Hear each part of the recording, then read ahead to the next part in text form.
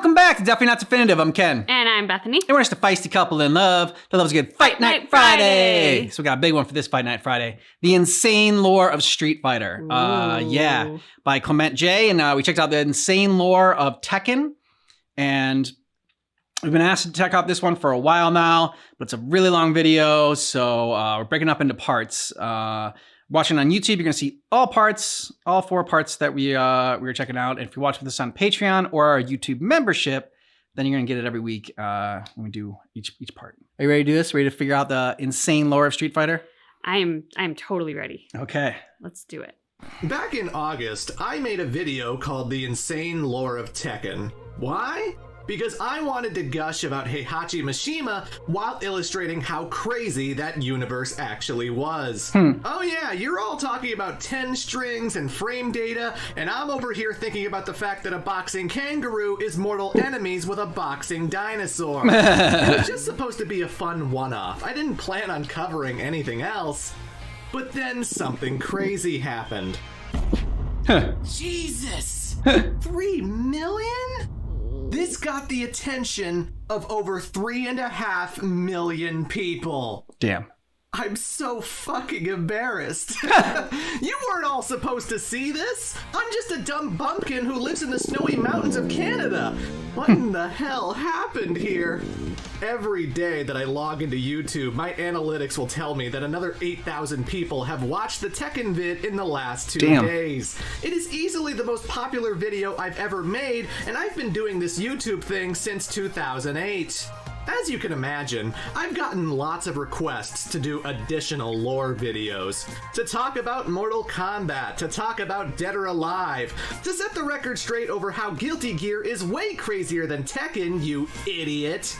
Well, the good news is, I do own a lot of fighting games from all kinds of series, and I do pay attention to their lore. I always thought it would be fun to explain the goofy shenanigans that occurred before Mortal Kombat 9. What? Oh, mocap, dude. But we'll have to save that for September. For now, I've got to capitalize on this niche I've managed to fill and give some attention to the granddaddy of all fighting games.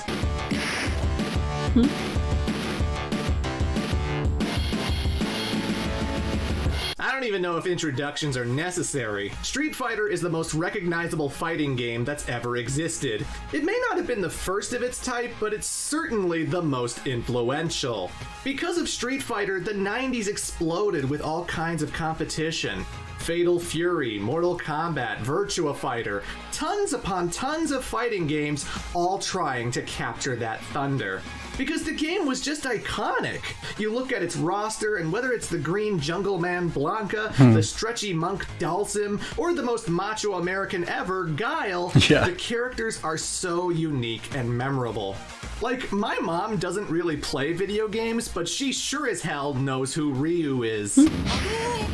This franchise is evergreen. It's got movies and comic books, and it's been parodied, and it's just a big part of gaming history. Having said all that, it's kind of interesting that even still, a lot of people don't know anything about these characters. We are one of them. This franchise started in the arcades, and those games were specifically designed to be quick and snappy. They didn't have time for story, they needed the attract mode to show passersby the gameplay. And the AI had to be ball-bustingly hard so that if we wanted to see the little bit of lore that was there, we had to fork up all of our quarters. True. When these games came to consoles, they didn't really change much. Sometimes the manuals would have character biographies that told you what was up, and other times they instead listed special moves. Street Fighter 3 had a completely new cast of characters whose backstories were just completely hidden away. Why is the final boss a red and blue angel man? Heck if I know. Things have improved a lot with the newer games, but even then, it is still asking the player to check every source available. If you start up Street Fighter 4 with Cammy, it doesn't explain who the girl in the hospital bed is, because the answer to that question is in the Super Street Fighter 4 OVA. Duh! More so than the Tekken video, I had to bust my ass to connect all of these story threads. Watching each ending in every single game, cross-referencing with multiple biographies, having to consult goddamn victory quotes. I spent hours checking every single win quote on the wikis just to see if I could get some extra clarification. That's seriously what we're dealing with here. I did my best, and this video will be covering everything about the mainline Street Fighter universe. I will not be talking about the spin-offs like Marvel vs. Capcom, nor am I going to talk about the EX games, which basically operate in their own weird continuity. Keep in mind that this video was being worked on in May of 2023 and was intended to upload with the release of Street Fighter 6. As such, I will not be spoiling that game's plot because I haven't played it yet. This video is intended to be complimentary because you can think of it as a primer, something to bring you up to speed. And yes, I still called this the insane lore because Street Fighter is very, very insane. So, without further ado, let's talk about the insane lore of Street Fighter. Okay, where do we begin? Well, we should definitely start with the Shotos. Once upon a time in Japan, there was a martial artist named Gotetsu. He was a master of the fighting style Ensetsuken. Anyone who utilizes this style will be able to punch really high, summon energy to shoot blue fireballs, and spin around in the air like they just don't care. This technique would be passed on to his two apprentices, the brothers Gouken and Gouki, the latter being renamed Akuma here in the West. And if for some reason you exclusively play Tekken, yes, this character is originally from Street Fighter. One day, Gouken managed to discover a little boy, an orphan who was all alone with no one to look after him. That boy's name was Ryu. Gouken adopts the boy, eventually hoping to pass on Gotetsu's teachings.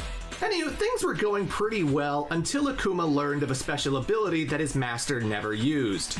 The Satsui no Hado, the killing intent.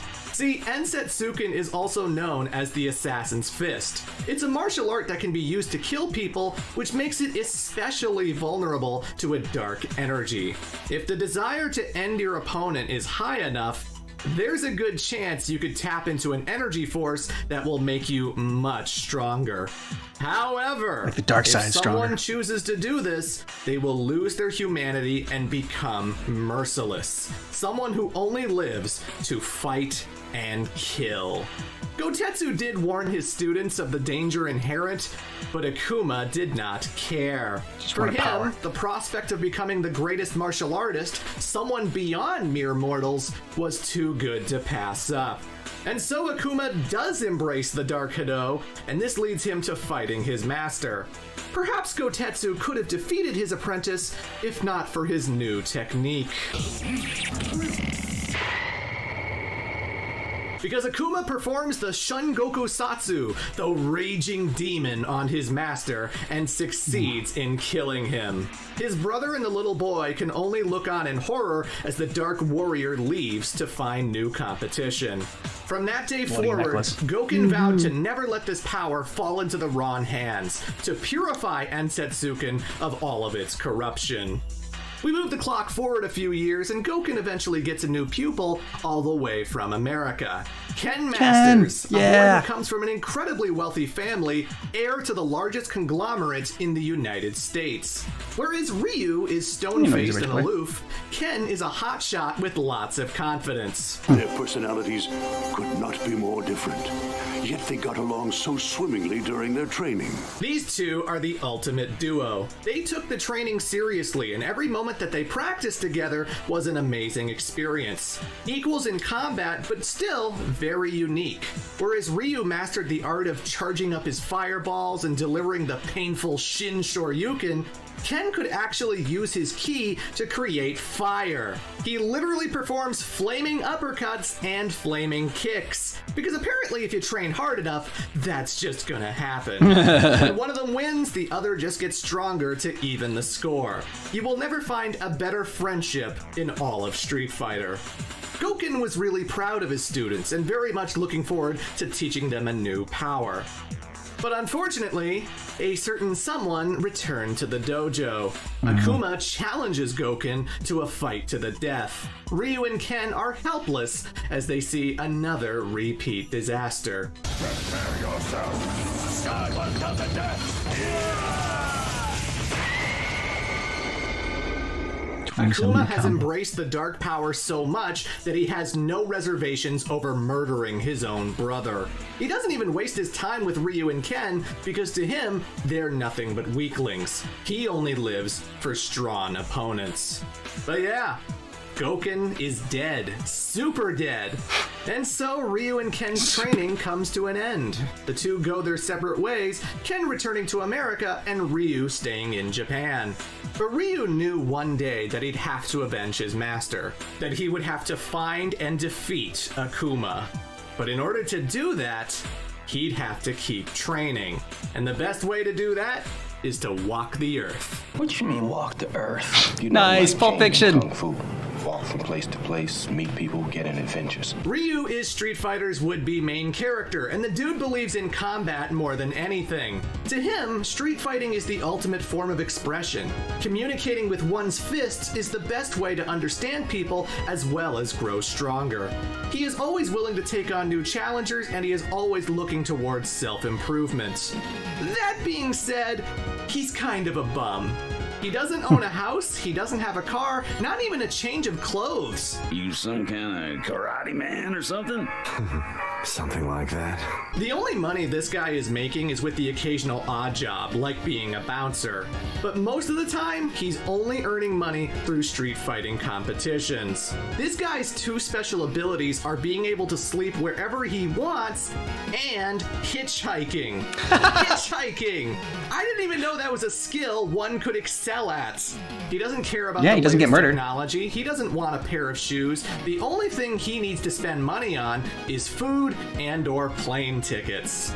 Wait, Ryu has a passport? Anywho, he's always keeping up to date with the street fighting scene, and this alerts him to the existence of the first ever Street Fighter tournament. A special event inviting warriors from all over the world to try and dethrone Thailand's long-standing champion, the king of Muay Thai, Sagat. Now this guy, he's a big fucking deal. When Yeah. Sagat dethroned the previous champion, he was only a teenager, and ever since, he has been undefeated. For decades! This dude is 7 feet tall and a national treasure. Holy crap. The worst fight Sagat has ever had was with a man named Go Hibiki.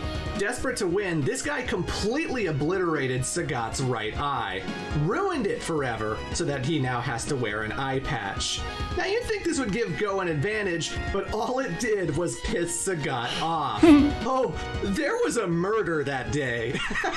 Sagat stops pulling his punches and he just kills Go Hibiki.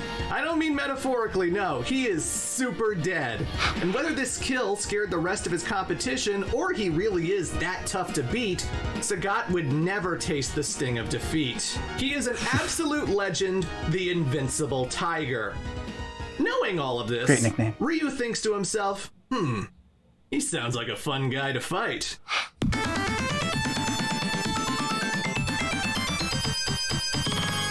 Okay, so the first game in the series is very different from the rest. For one thing, it only has 2 playable characters, both of which, Ryu and Ken, are exactly the same. And technically, Ken's appearance is 100% non-canon because he never participated in this tournament. He was too busy handling things in America. This game is completely centered around Ryu, so luckily it's Good red hair. pretty easy to recap.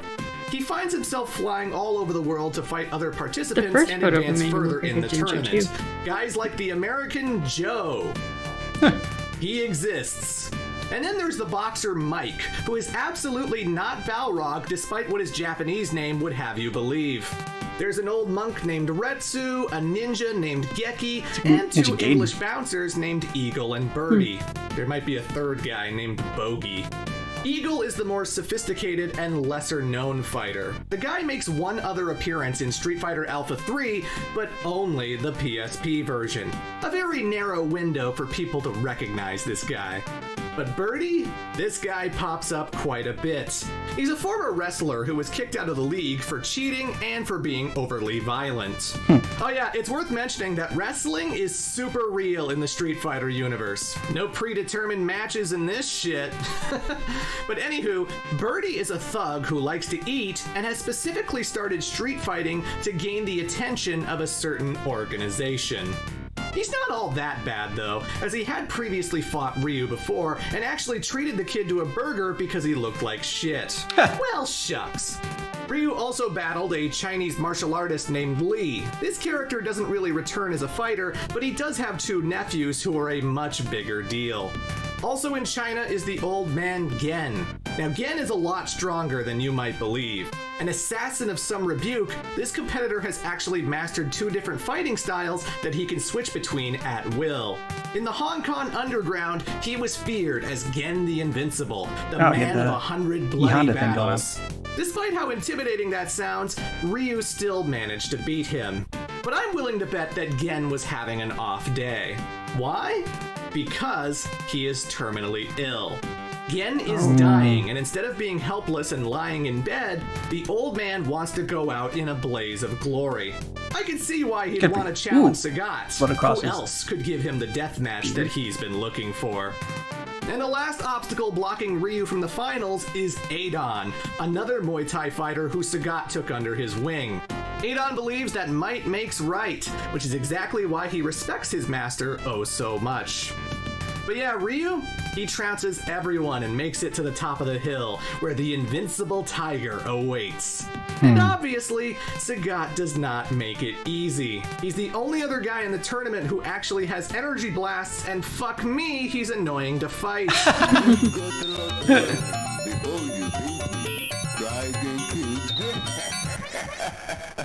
Ryu definitely gets his ass kicked, but his desire to win is super strong and something prevents him from giving up.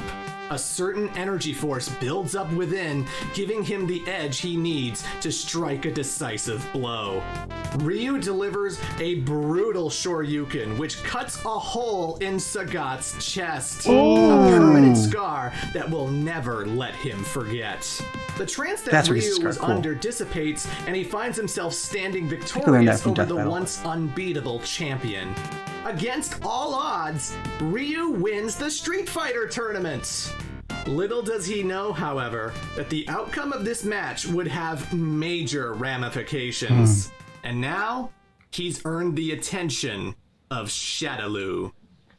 Whoa, time out. This is what I remember Street Fighter 2. I can't quite talk about the sequel yet because I have to take a detour and address another Capcom franchise. First, let's talk about Final Fight. Okay.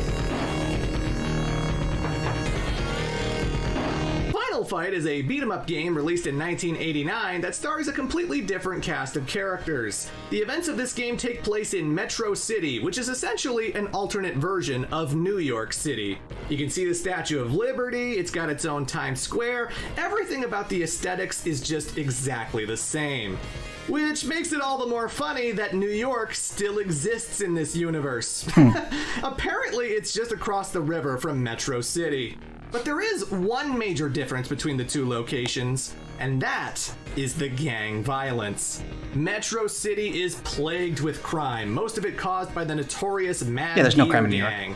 Headed by a man named Belger, what they lack in strength, they more than make up for in numbers. And so one man decides to throw his hat into the political ring so that he can become the mayor and clean up the streets. That man is Mike Hagar, a former professional wrestler who is single-handedly going to punch all of the crime away. Awesome. By the way, his wrestling career is depicted in another Capcom spin-off, Muscle Bomber, aka the Saturday Night Slam Masters. He's not the only cameo, as you can see Chun-Li watching the fights on the left side of the arena. Oh, cool. Anywho, Mike Hagar does indeed become the mayor of Metro City, and he prepares to clean up the streets so that his daughter Jessica can live in peace. Although she does have a bodyguard of sorts, because she is dating a street fighter named Cody Travers. An extremely formidable combatant, this guy also has a ninja for a best friend, a guy named Guy. Guy was born in America but grew up in Japan. As a boy, he was taken in by a man named Zeku, who was the 39th generation master of Bushinryu. This fighting style gave Guy the speed and sneakiness to let him dispatch foes with ease. After failing his first exams, Guy returns to Metro City, hoping that a little street fighting will help him hone his skills. That's where he meets Cody, as well as a girl named Reina, who Guy falls in love with and proposes to. Aww. Anyway, the game kicks off when Mike Hagar gets a phone call in his office. The person on the other end is a Mad Gear thug named Damned. We have a little business proposition for you. Your data for your cooperation. What? What's happened to Jessica? Why make your job difficult? Just let us do as we please, like the mayor before you did. Oh, buddy. I've got a particular set of skills that make me a nightmare. Hagar calls up Cody and Guy, and the three of them just decide to go to town. The mayor of Metro City rips off his shirt and just starts pile-driving motherfuckers until he gets his daughter back. And if you're asking why he didn't get help from the police, well, that's because they're in Mad Gear's pockets.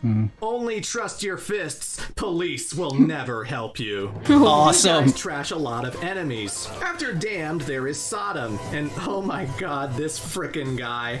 Do you know the definition of a weeb? It is a derisive term for a non-Japanese person who is so obsessed with Japanese culture that they wish they were Japanese.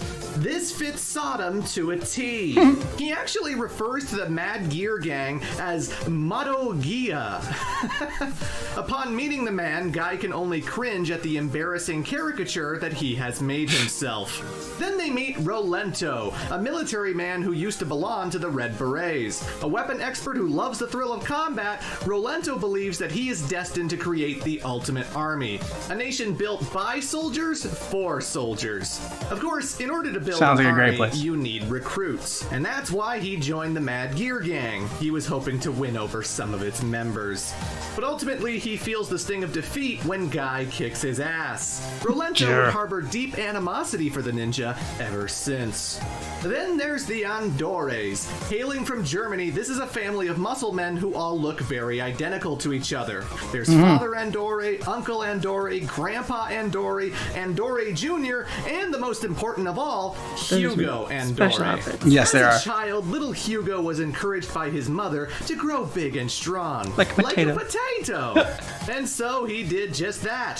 Seriously, this guy is freaking huge. He's the Andre the Giant of Street Fighter characters.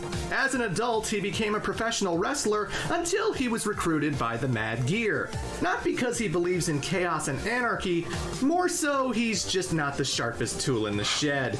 But it's not just men who joined this gang. We also have a pair of ladies with whips, Roxy and Poison. They're not related, they're just good friends who grew up together in an orphanage. Lacking any paternal care, naturally they find themselves leaning into a life of crime, eventually joining Mad Gear. Poison, the girl with the pink hair, becomes very acquainted with Hugo during this time. And what else? Oh, I know. Let's refer to the Capcom Classic Collection's biography of her.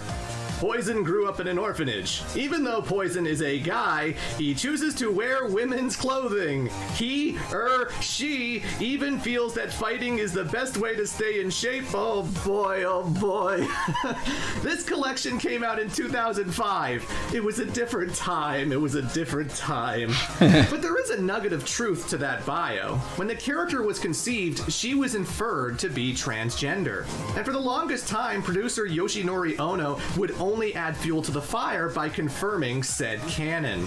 Eventually, in 2011, Capcom made Street Fighter Cross Tekken, and they announced that Poison was going to be a playable character. Sweet! However, when gameplay started surfacing, it came off a bit tasteless. Because everyone's win quote against Poison was something along the lines of, "Wow, even though you look like a girl, you fight like a man." And considering it was 2011 when the transgender community was starting to blossom, yeah, that didn't go over very well. When the game was finally released, every single reference to her gender was scrubbed. And it stayed that way for Street Fighter IV and Street Fighter V. Even the character biographies won't touch the subject, leaving it up to debate whether her identity has been retconned. And believe me, Poison is something of a trans icon. You know what's interesting? In Street Fighter V, there is a stage called the Lair of the Four Kings. When you defeat an opponent on the left side, you knock them into a computer that scans their data. Knock Dalsum into it, he's identified as male. Chun-Li, female. But when you defeat Poison here, the computer cannot process that information. Her gender is unknown. Make of that what you will. Now, the last gang member I have to mention is Abigail, who, despite the clothes and physique, is not a member of the Andore family. No, instead of hailing from Germany, Abigail hails from Canada. And you know, despite being a franchise that features warriors from all over the world, Abigail is the only Canadian. What the hell? This is our representation? A roided out Hulk man who wears tires as armbands? Bah. I'll take what I can get. His name's Abigail? Anyway, these characters are all going to feature heavily in the Street Fighter games. As for Final Fight itself, the trio of heroes bust some heads, make it up to Belger's penthouse, and then they knock the motherfucker out a plate glass window to his death. Oh! The mayor just murdered a man, good lord! Hagar saves his daughter and manages to quell the Mad Gear Gang. We cut to Final Fight 2, where Cody and Jessica go on a vacation, and Guy returns to Japan to complete his training. It's then that Hagar learns that the Mad Gear Gang are still up to no good, but this time in Hong Kong. They have kidnapped Guy's fiancée, Reina, which spurs her sister Maki to ask the mayor for help. Another student of Bushinryu, Maki does appear as a fighter in Street Fighter Alpha 3. But again, like Eagle, it is only for the PSP version. Both Eagle and Maki were originally created for Capcom vs. SNK 2. And I guess Capcom just wanted to reuse their sprites for the handheld edition. If you ask me, I think both of them are due for a comeback. Coincidentally, Chun-Li happened to be in Hong Kong while all of this was going down. Oh yeah, there she is! Cut to Final Fight 3, and Hagar now has to quell a new enemy in the form of the Skullcross Gang. This time he gets help from Guy again, as well as a police detective named Lucia. And that's really all I need to say. Every Final Fight game can basically be boiled down to somebody fucking around and then finding out. Mike Hagar's relentless ass-kicking completely cleans up the streets of Metro City and convinces a lot of the gangsters to go legit and give up their criminal deeds. It's funny, Good job, Mike. Hagar is such a huge part of this universe, but he only gets a few cameos in the Street Fighter games. The only way you're gonna see Ryu battle with Hagar is in a spin-off like Marvel vs. Capcom. And yes, this detour was absolutely necessary. I would argue characters like Poison wouldn't be nearly as popular if they didn't make the jump over to Street Fighter. So yeah, that was Final Fight. Let's move on. No, sorry, stop. It's still not time for that. Because in 1995, a certain series would be released that took place after Street Fighter 1 and before Street Fighter 2. And that would be the Street Fighter Alpha series.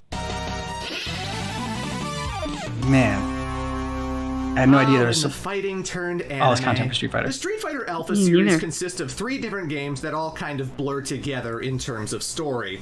Like, Alpha 1 had character motivations and rival fights and unique endings, and then Alpha 2 basically just did that again. Dan, Charlie, Sagat, Chun-Li, almost all of the characters have the exact same ending, but with much different execution. Alpha 3, however, acts as a continuation to Alpha 1 and 2, following up on developments made in those games. It also features the climactic confrontation with Shadaloo.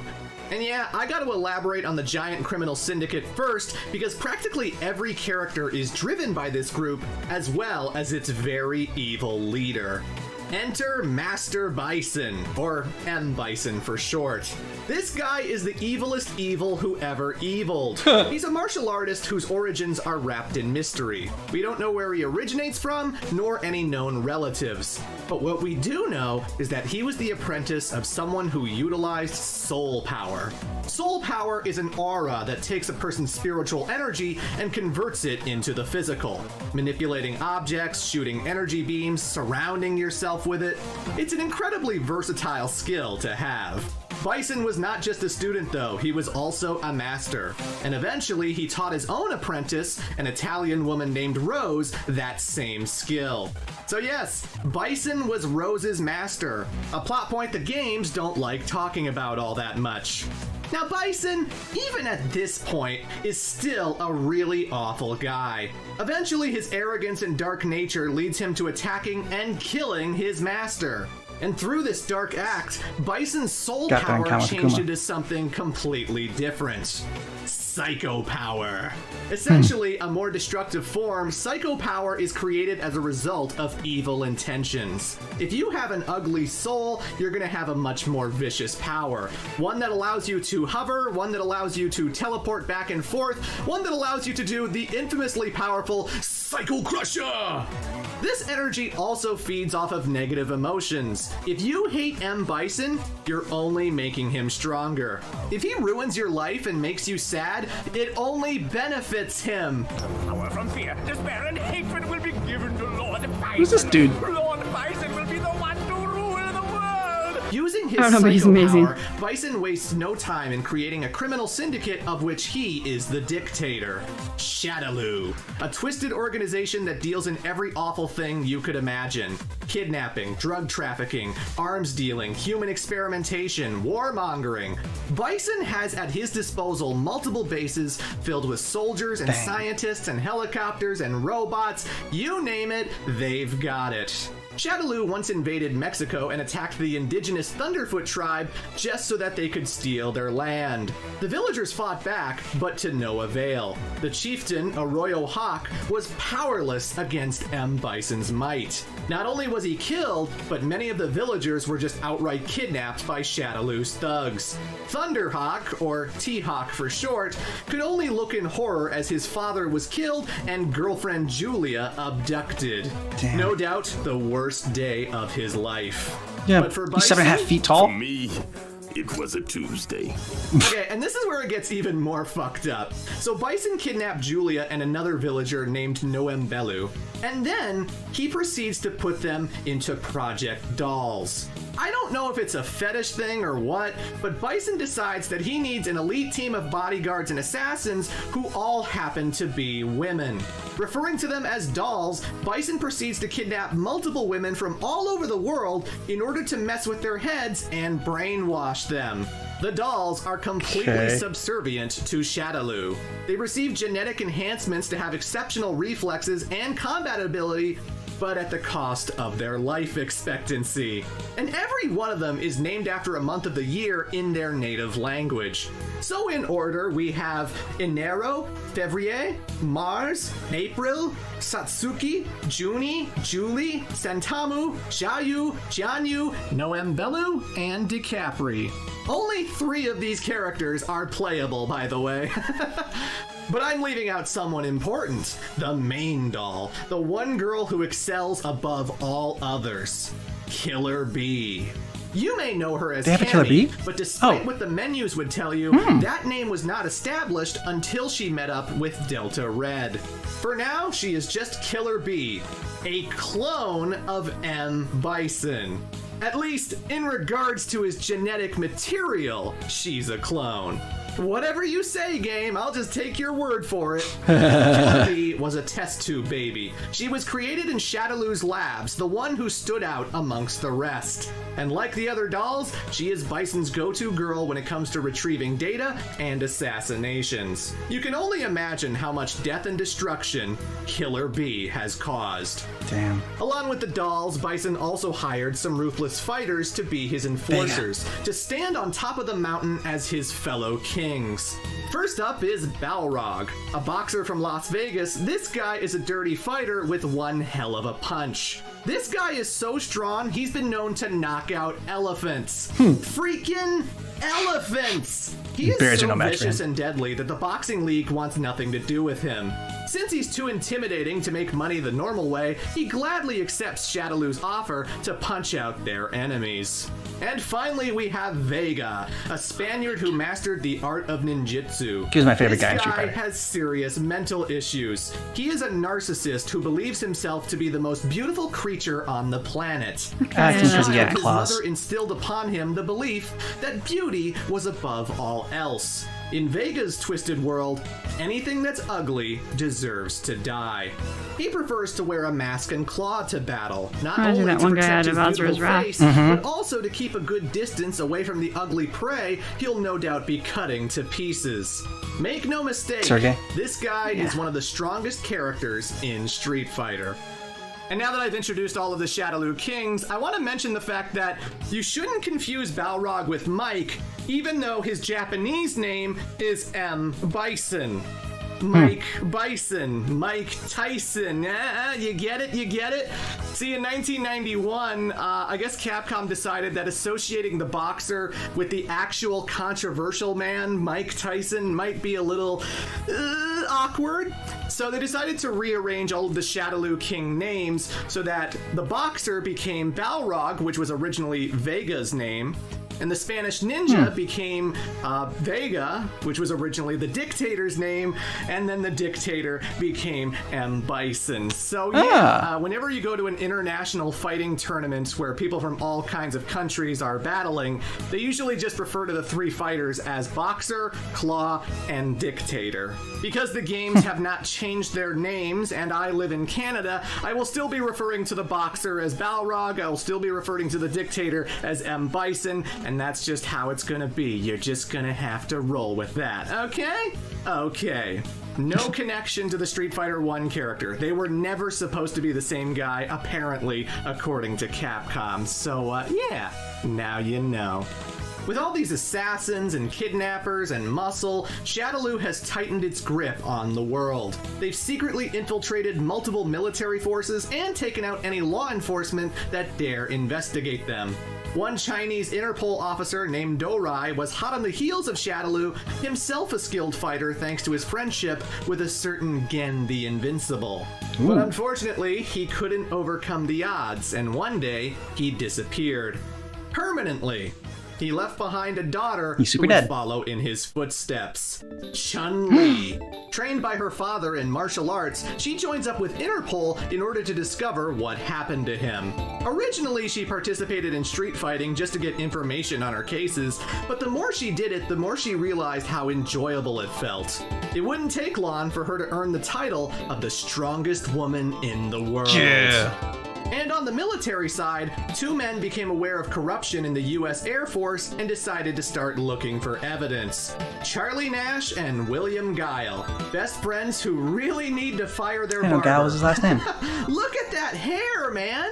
I can accept the fact that Guile is so patriotic that he got 2 American flag tattoos, but geez, that broom on your head! You're a strange fellow, Guile. Thanks to their efforts of taking the fight to Shadaloo, they get acquainted with Chun-Li and decide to cooperate together. Meanwhile, you remember Birdie, the English bouncer guy? Well, it turns out the reason he started street fighting was to gain the attention of Shadaloo. This guy is either really brave or really stupid because he decides to meet up with M. Bison and demand a job. The two have a battle, and while Birdie is nowhere near the Dictator's League, he at least leaves an impression. You are strong.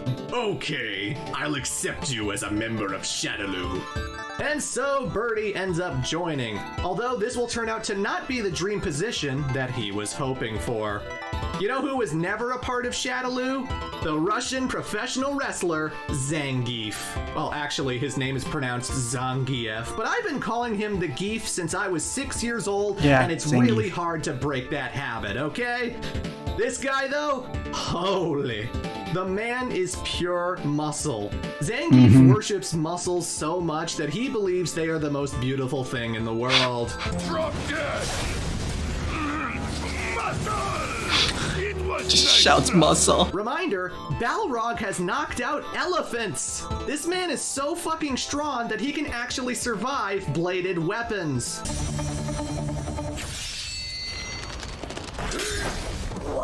That's incredible! Don't listen to him, kids. You do not want to get stabbed. Zangief is a freak of nature who loves to pile drive people. He spins around so fast that people call him the Red Cyclone. So as you can imagine, no one could beat him in the wrestling ring. This earned the attention of the Russian president, Mikhail Gorbachev. And I know what you're thinking. Clement made a jokey joke. No, I'm serious. Yep, that's him. It is Gorbachev. Capcom has an official lore website for Street Fighter. It's called the Shadaloo Research Institute. It was very helpful in making this video. And as I was scrolling through the dozens of profiles, I noticed that Gorbachev is listed here. This is real. They did this. The former Russian president is canon to the Street Fighter universe. When Zangief beats Street Fighter 2, they both do the Cossack dance.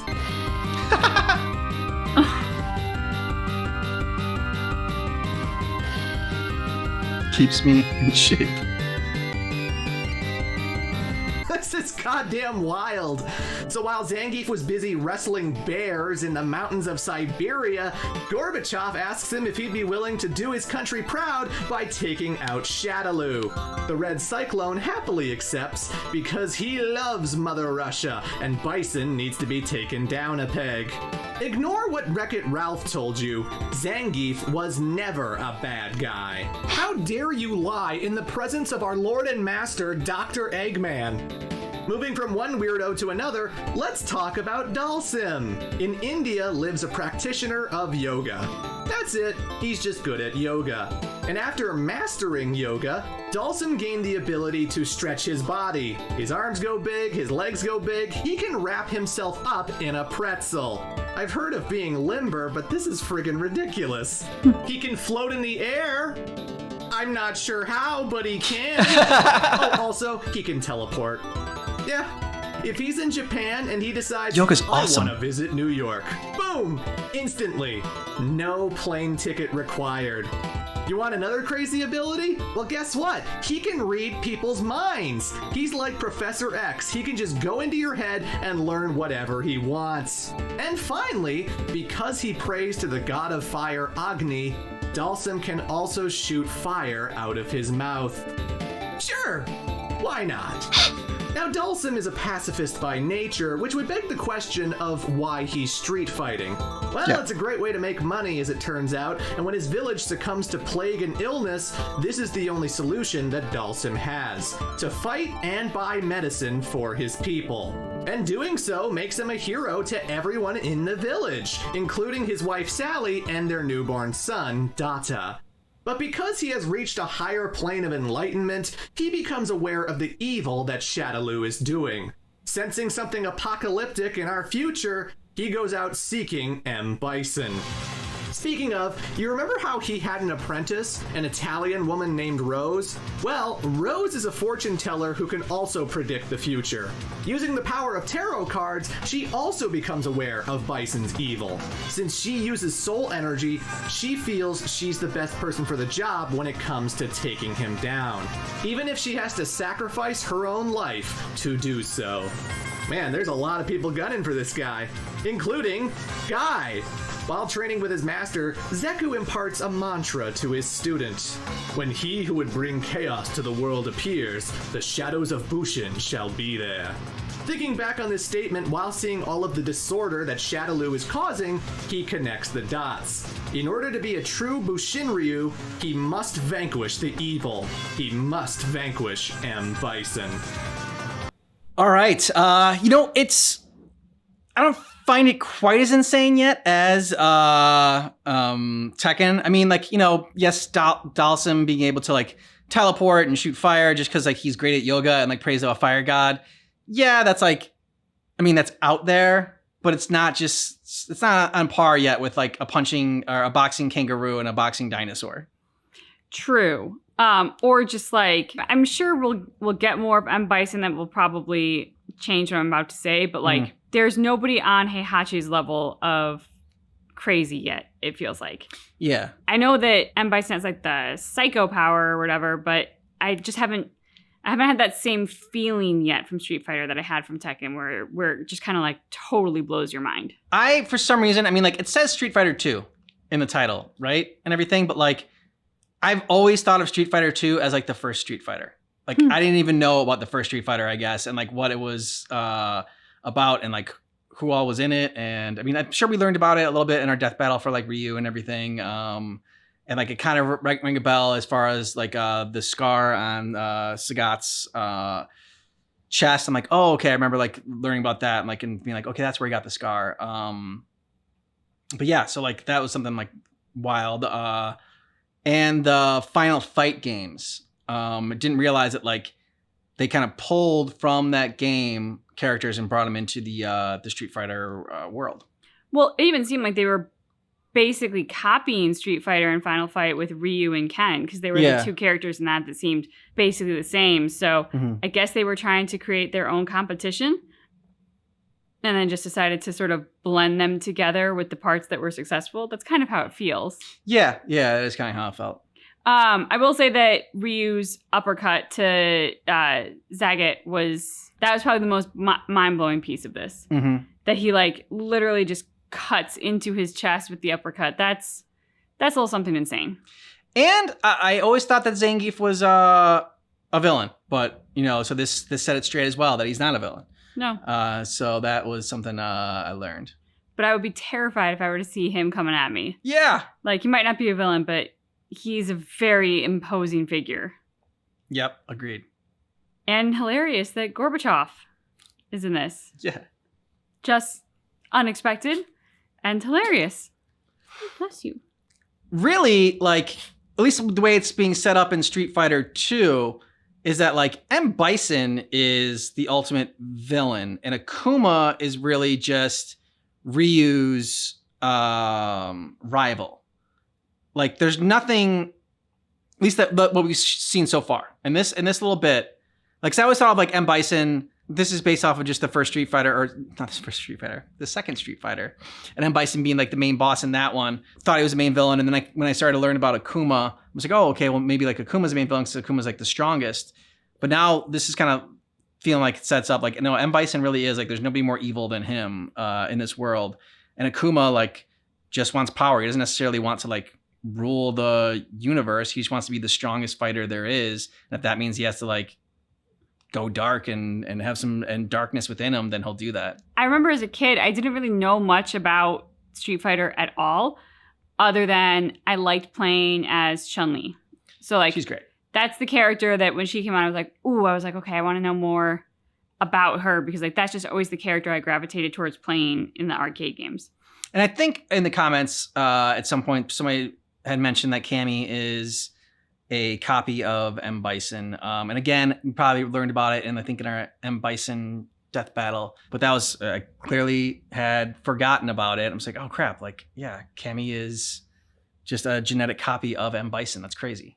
Yep, I'd forgotten about that too. And I didn't recall like Project Doll. I knew that somehow M. Bison had sort of like created Cammy or she was like some sort of worker for him in some fashion, but I'd forgotten the details around her being the duplicate and being part of like that specific project and how they were all brainwashed. Kind of getting some Black Widow vibes with her backstory. Yeah. I could see that. And then just like his he's hamming it up right now. Yeah. His warrior reminded me of the Wakanda warriors, Dora Maj. I don't know. But yeah, the ones that like, you know, Okoye leads and is a part of, and that are like all the badass fighters in Wakanda. I was like, okay, he made his own little badass girl fighting team, and named them all after the different months, but like from the regions that they're from. Whatever. From the name of the month in their native language. Yeah, I thought that was a nice addition to it. Yeah, That was cool. I liked when they rattled them off, like some of the languages that I did recognize and then ones that I just didn't at all. Yeah, didn't recognize them, but like you knew what they were. I knew what month it was. Yeah, exactly. So I'm glad that he read it all in order as well to make it easier. So if you're watching this on Patreon or YouTube membership, then next week we're gonna have part 2, and if not, then we're gonna go right into the next part right now. Yeah. And after all of these character introductions, I can finally return to our main protagonist. Ryu had defeated Sagat in the first ever Street Fighter tournament. And while there was cause for celebration, he still accomplished this in a very scary way. He tapped into the Satsui no Hado. That this demonic urge can affect even him is a terrifying prospect. Unless you're Akuma, in which case this is the challenge he's been looking for. In search of his master's killer, Ryu manages to discover an isolated island with a shrine inside. There, he is confronted by Akuma. After an exchange of blows, the Dark Warrior tells Ryu that the two have the same power. When the evil intent awakens within you, then you will know. Does the voice. All these past battles will seem like child's play. And then Akuma just straight up punches the ground so hard that the island itself sinks into the sea. Oh yeah! This character is often a secret boss for players who clear arcade mode like an expert. And he deserves that position. Akuma is strong enough to split mountains apart. He once swam through the ocean and spin-kicked a submarine in half. The man is so mighty that he was made an extra boss in Capcom's Asura's Wrath, a hypercharged game about literal gods. He's, a bit OP. Well, I say that, but he does have his struggles with one particular fighter. The man of 100 bloody battles, Gen.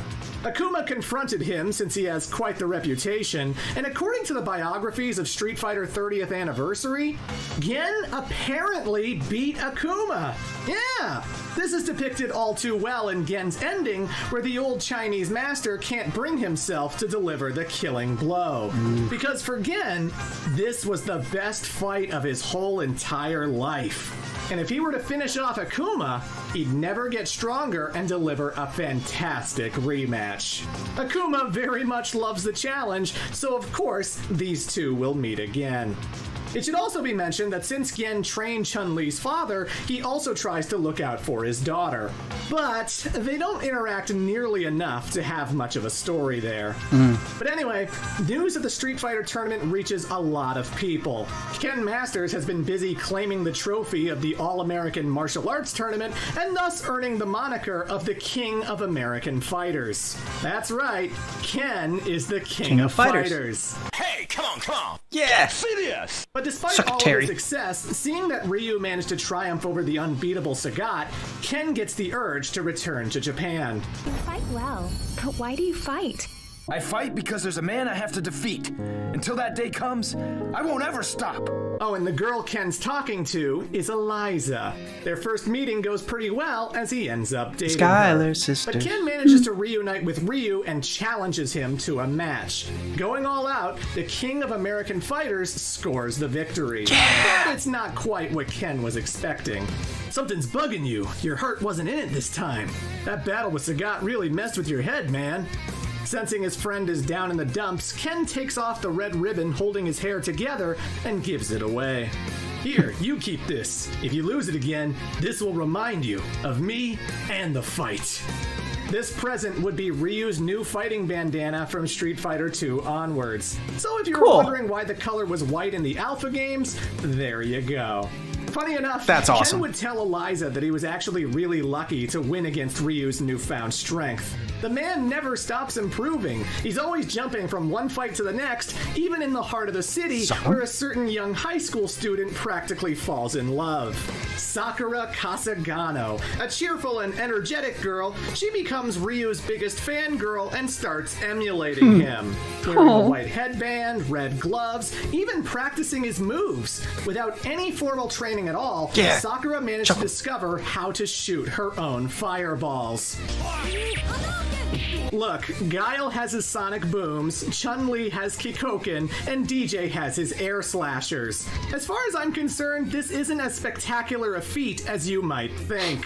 Despite still going to school, Sakura begins street fighting herself, all in the hopes of finding Ryu and becoming his student. She eventually tracks down the warrior and challenges him to a fight. Ryu accepts, but he does hold back his true strength. Afterwards, she begs Ryu to be her master, but he refuses, because he's still learning himself and doesn't have time to train a pupil. Sakura takes a picture of her idol and then contemplates the strange thing that he said. All this time, she thought street fighting was just a fun way to blow off steam. And yet, a man like Ryu is still learning himself. Maybe there's more to this, eh? Ryu's rejection does not curb her enthusiasm. Sakura goes forward with more determination than ever before. Oh, and I guess I should mention that Sakura also appears in Rival Schools, another Capcom fighting game that shares this universe. You'd think that Sakura being a teenage fighter was unique, but no. Apparently every high school student can launch people into the sky for air combos. The plot of these games revolves around some bad mama jamma trying to brainwash the students so that they can create an army of soldiers that will conquer Japan. So it's up to Batsu, Hinata, Kyosuke, and everybody else to beat ass and save the day. One fighter in particular is Akira Kazama, a motorcycle enthusiast whose brother goes missing. Fearing that his gang friends wouldn't help a girl, she dons a badass disguise to enlist their help. Akira is also good friends with Sakura, training martial arts together despite going to completely different schools.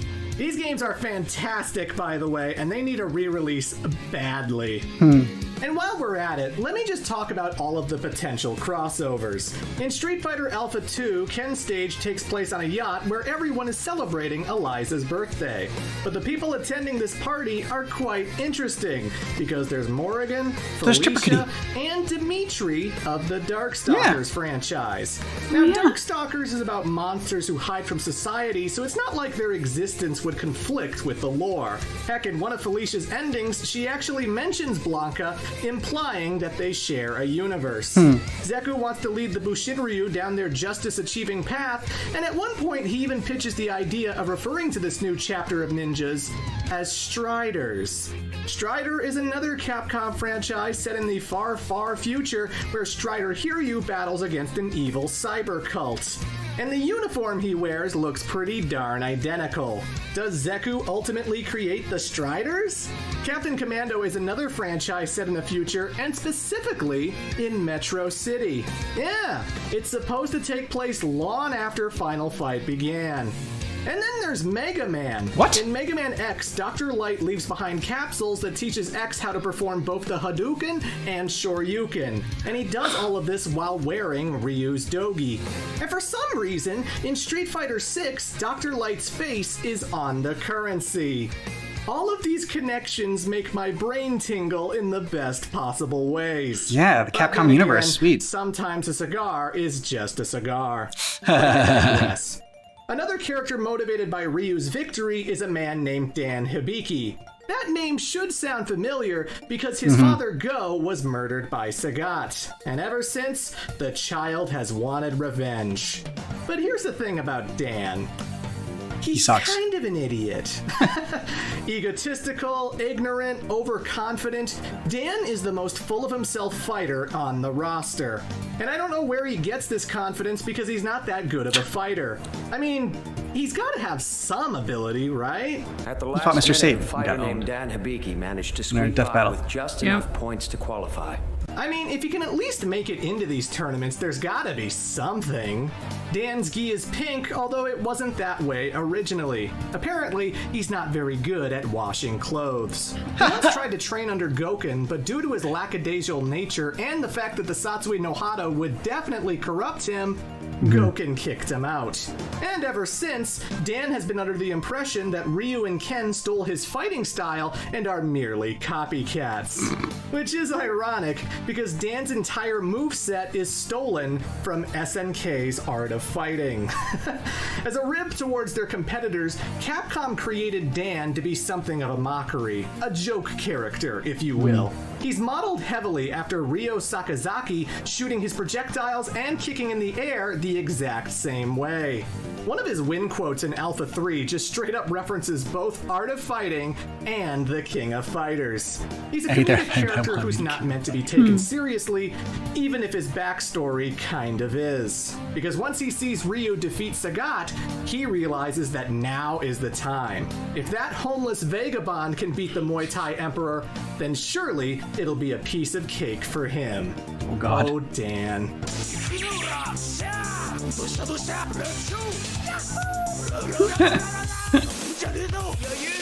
You remember Adon, Sagat's apprentice? Well, he saw the finals as well, and he was absolutely disgusted. Not with Ryu, but rather his master. The reason Adon looked up to Sagat was because he was an unstoppable force of nature, the best kind of fighter to learn from.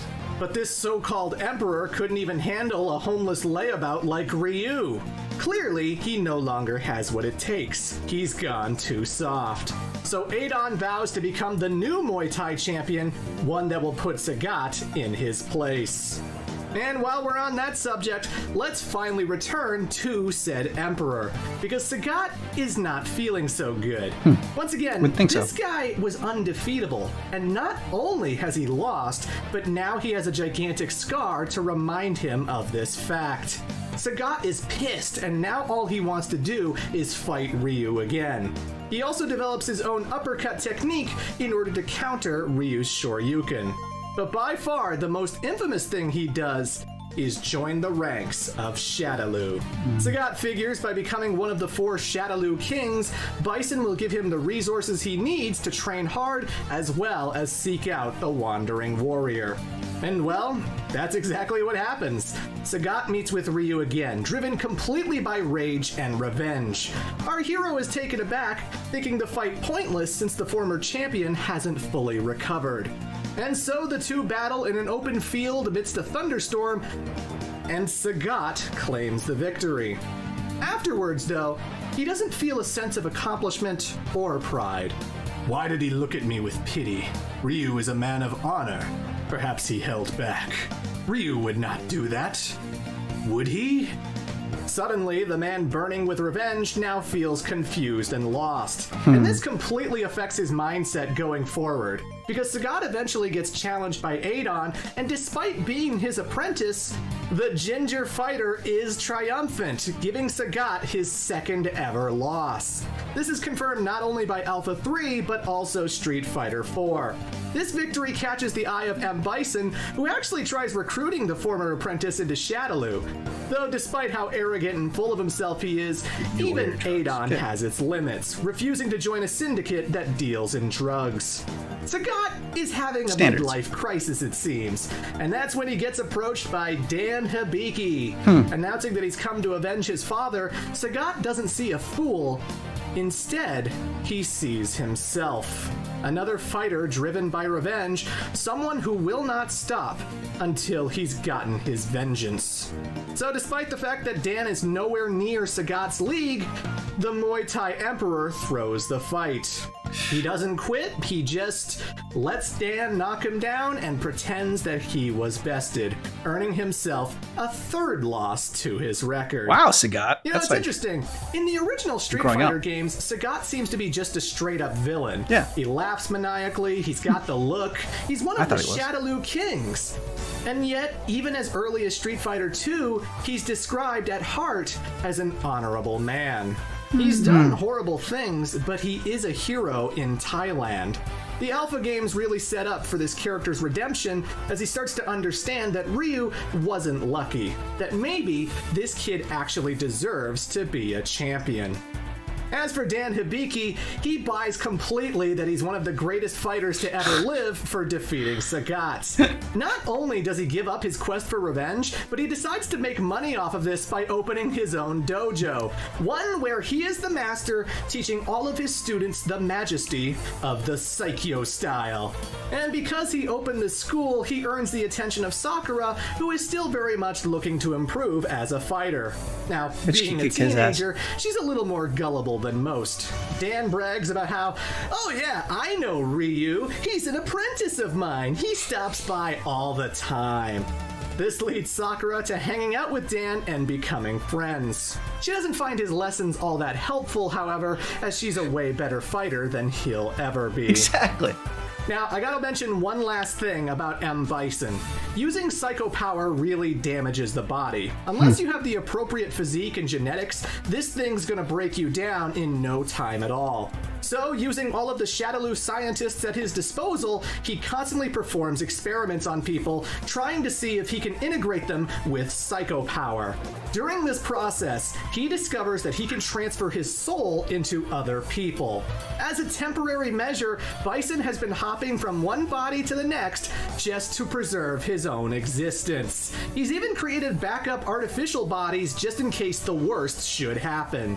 Even the dolls are potential vessels. If he really needs to, he can just possess Killer Bee like it ain't no thing. Bison is seeking the ultimate body, someone whose physical makeup can handle any kind of destructive energy.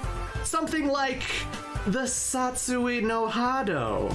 So yes, another consequence of Ryu winning the Street Fighter tournament is that M. Bison saw in him the perfect vessel. If the dictator could possess this kid's body, there's no limit to what his power could be. Chun-Li continues hot on the trail of Shadaloo when she comes face to face with Vega. The style of your kick, like that man's. You mean my dad? Indeed, I can tell you about your father. Also, how he met his end. Except he doesn't, because Vega immediately takes off via helicopter. This encourages Chun-Li to go straight to the source as she ambushes M. Bison at his helipad. She puts up a valiant effort, but the dictator retreats. Where do you think you're going? Don't worry, child. We will meet again. I hope you'll amuse me then, more than your father did. With this, Chun-Li receives total confirmation that Bison killed her father. And so, she dedicates the rest of her life to bringing down Shadaloo. Similarly, Charlie Nash learns that Bison's location is in Brazil. He decides to pursue him alone. I don't care if it's the brass in my way or just you. I'm stopping Shadaloo and Bison. If you go this alone, you're not coming back. Please, Charlie, at least let me help. No, you have a family to go home to. I'm going to stop them alone. So Charlie goes off and finds Bison on top of a giant waterfall. And although he didn't bring Guile with him, he does signal one of the Air Force's attack choppers to come and pick up the dictator. And again, because Bison is still seeking the perfect body, he's not yet invincible. Charlie actually defeats the tyrant and everything seems to be going pretty well. However, then the chopper arrives. Why? Die. Ripping his soul? Charlie is shot from behind and killed. It seems he underestimated just how far the corruption in the Air Force actually went. Bison throws him off the cliff, presumably to never be seen ever again. Wink! And this is confirmed as canon, meaning his entire existence in Alpha 3 never happened. Guile would never find Charlie's body, but he does acquire a burning desire for justice. He will not stop until Shadaloo is destroyed. And finally, that takes us to Alpha 3.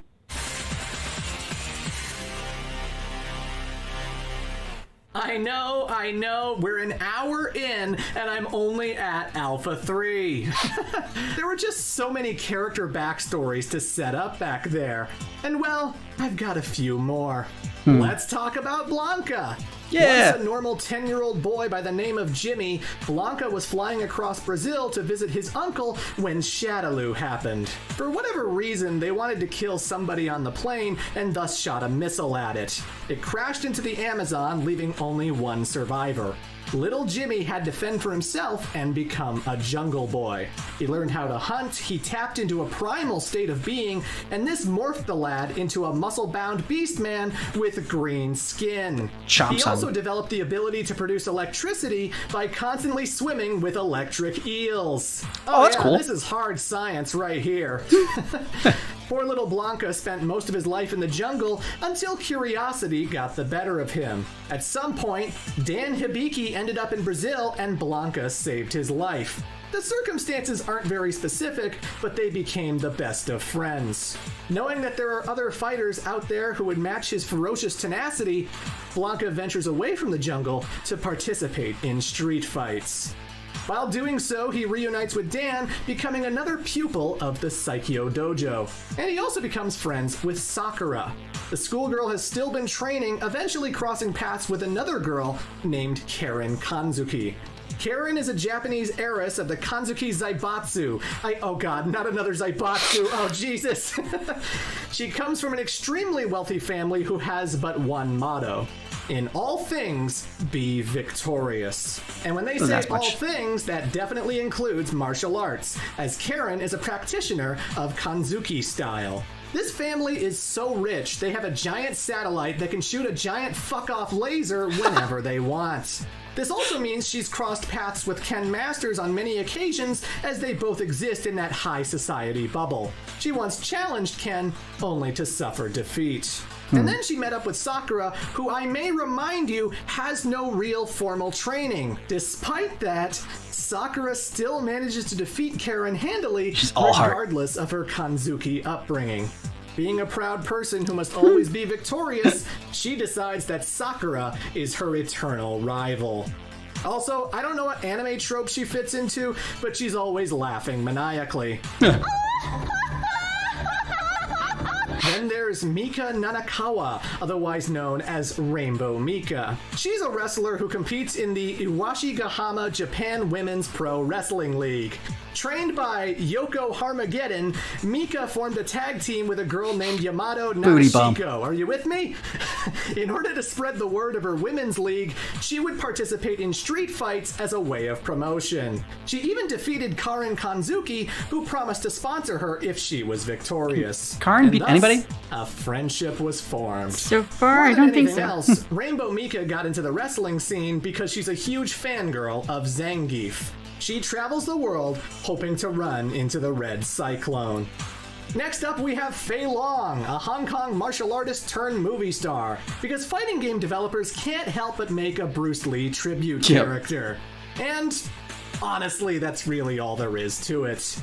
Then we have DJ, a Jamaican kickboxer who is also a music star. To him, fighting is all about rhythm. He's always dancing and smiling whenever he's in a fight. One of his hit pop songs is titled Maximum. And that's all I've got to say. Let's talk about the heavy hitter, Edmund Honda. E. Honda is the greatest sumo wrestler who ever lived, and he loves spending the majority of his time at a public bathhouse known as Kapokan-yu.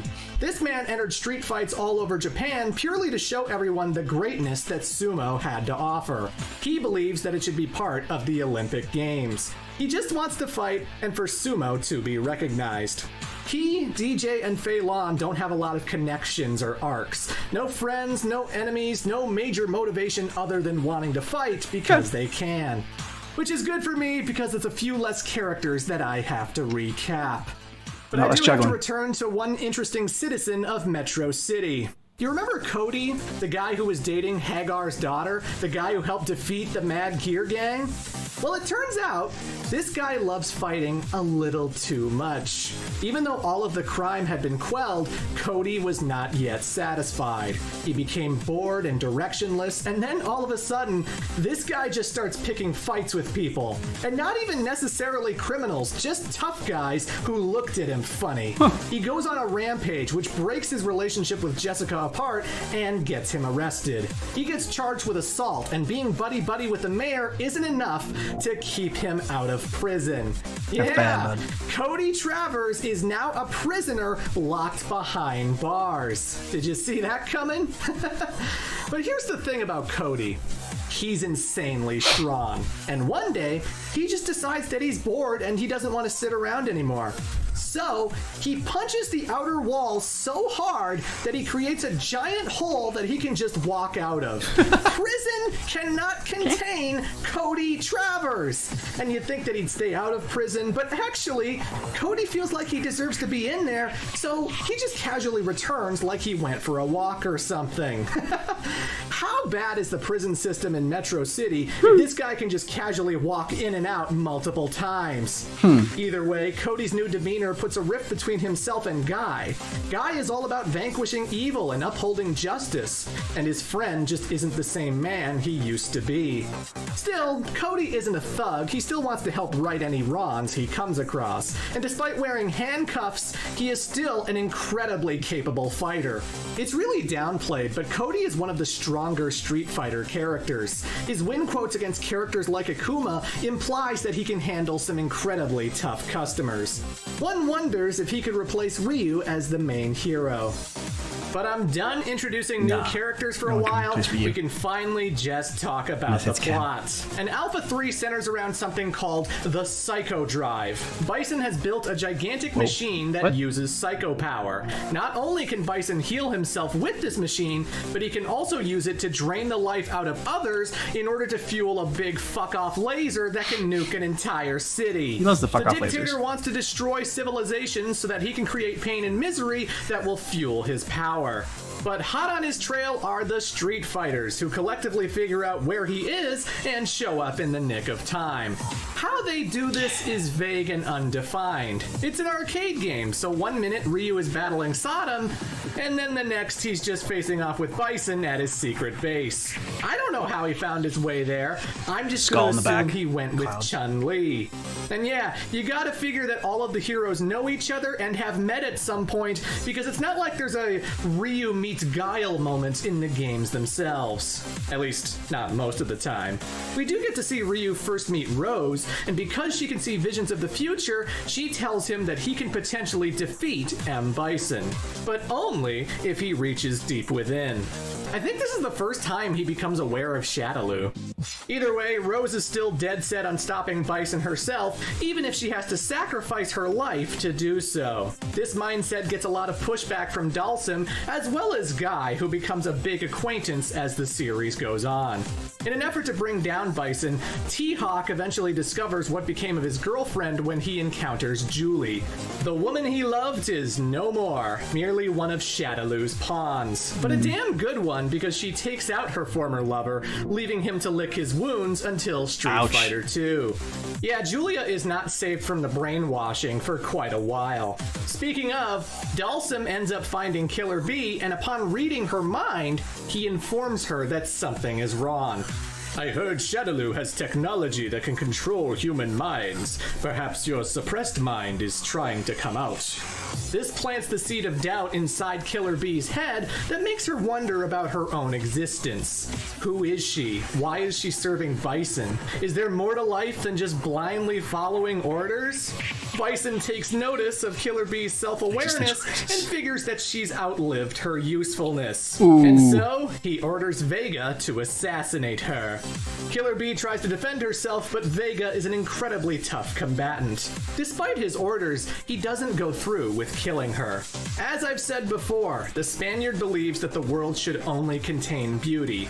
And as far as he's concerned, Killer B is something of a delicate flower. It would be a shame to snuff out something so beautiful. Meanwhile, Rose manages to arrive at Shadaloo's secret base before the others, confronting M. Bison. The two have a heated battle. You were my master. Now I must destroy you with my own hands. Ugh! Can you see who truly wields the power granted only to us? Two separate lives share the same soul. Okay, so there's a lot of confusion about this element. So what Bison is basically saying here is that when he committed to psycho power, the good part of his soul left him and found another body to inhabit. That body was Rose's. Some people misinterpret this as meaning that Rose is Bison's soul and that she was created because of this act. And no, that's not the case. She is an Italian woman who grew up a full adult, who trained with Bison as her apprentice, apprentice and then absorbed a bit of his soul when he cast it out. Just a good part, though. Being proficient in soul power, it just sort of drifted to her, I guess. But regardless, she gets critically injured and Bison informs her that they have a connection. One that will benefit him greatly in just a little bit.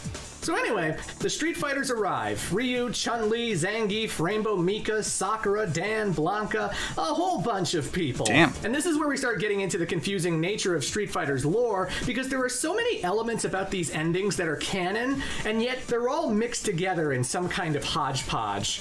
Ryu reaches the base and he manages to find Ken, except Ken is not acting like himself. It turns out that Bison abducted his best friend and brainwashed him into becoming violent. No! Oh yes, this is Violent Ken, a man who has no other instinct but to fight. Funny enough, this becomes an offshoot character in games like Ultra Street Fighter 2. Some very impressive eyebrows. Ryu manages to knock Ken out and return him to normal, which amuses Bison because this guy is every bit the strong fighter he heard he was.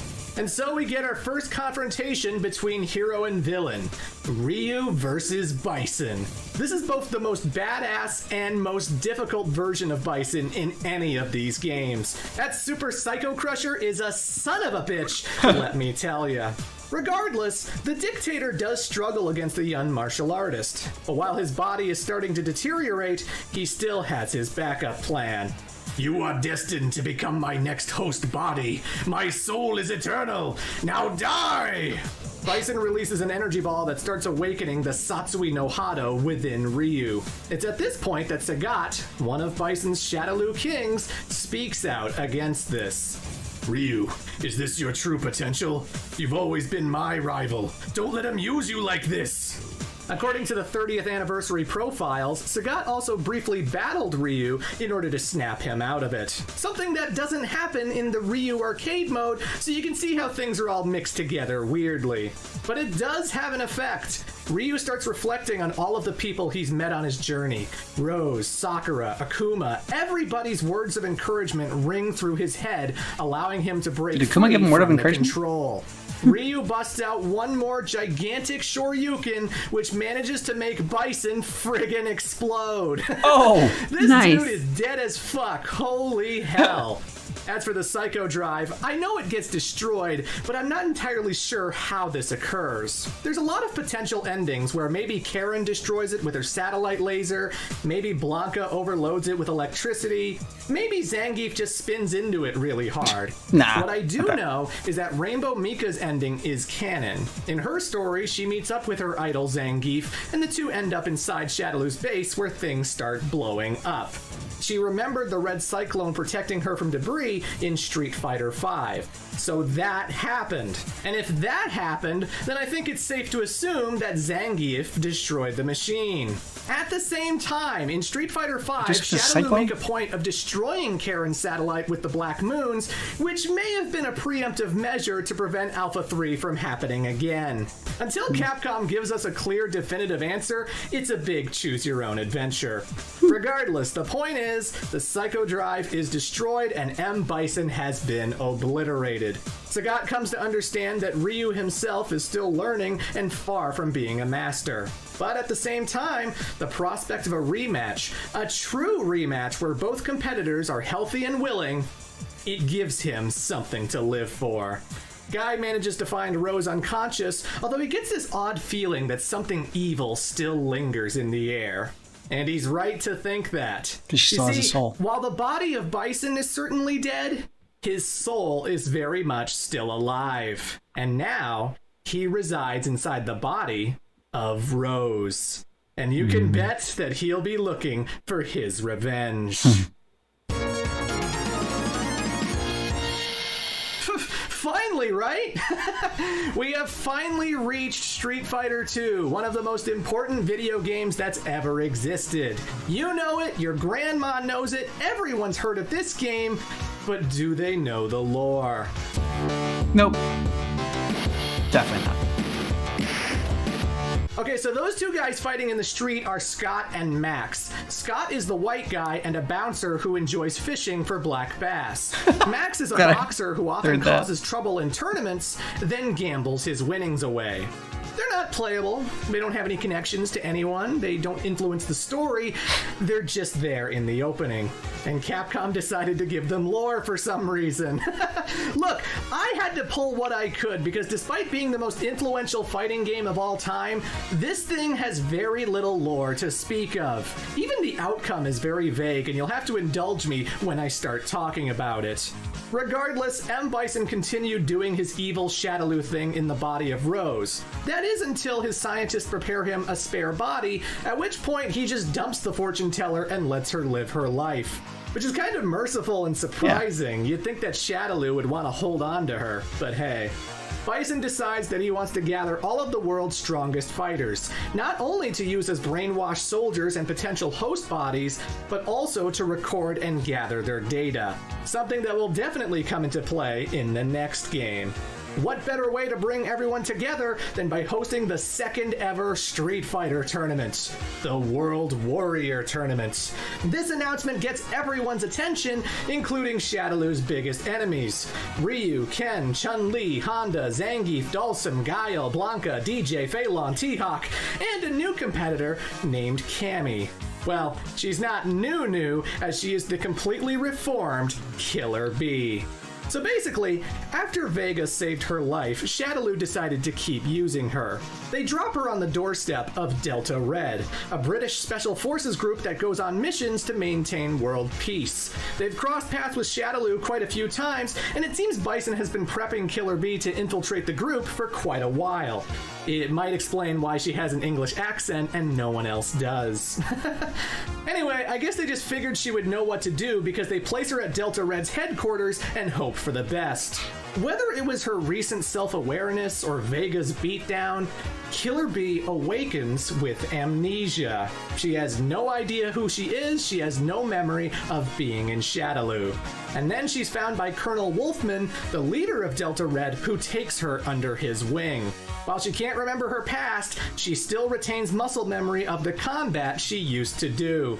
And seeing such an exceptionally gifted person, Wolfman recruits her into Delta Red, giving her the name Cammy White. So yeah, that's where she got her name.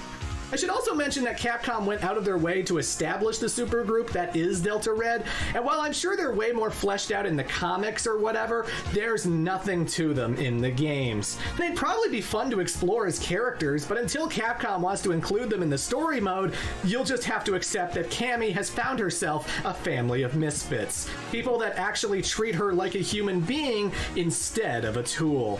Good. Also cats. It turns out Cammy is super in love with kitty cats. I don't blame her. I'm a bit of a cat person as well. And, yeah. In terms of backstory, there's not much else to know about Street Fighter 2. But now we're at the hard part. Figuring out what exactly happened. This game's lore is never talked about in future games. They never say who won the tournament, they never indicate who anyone's opponents were. It's just a matter of fact that by the end of it, M. Bison dies again. Some of the endings occur, and then we proceed to the next game. Okay. But for this video, I wanted to analyze every piece of Street Fighter media I could to see if I could figure this out. And a lot of the stuff I'm going to tell you is pure speculation. I can't verify that a lot of this stuff is true, but I would very much like to believe that it is.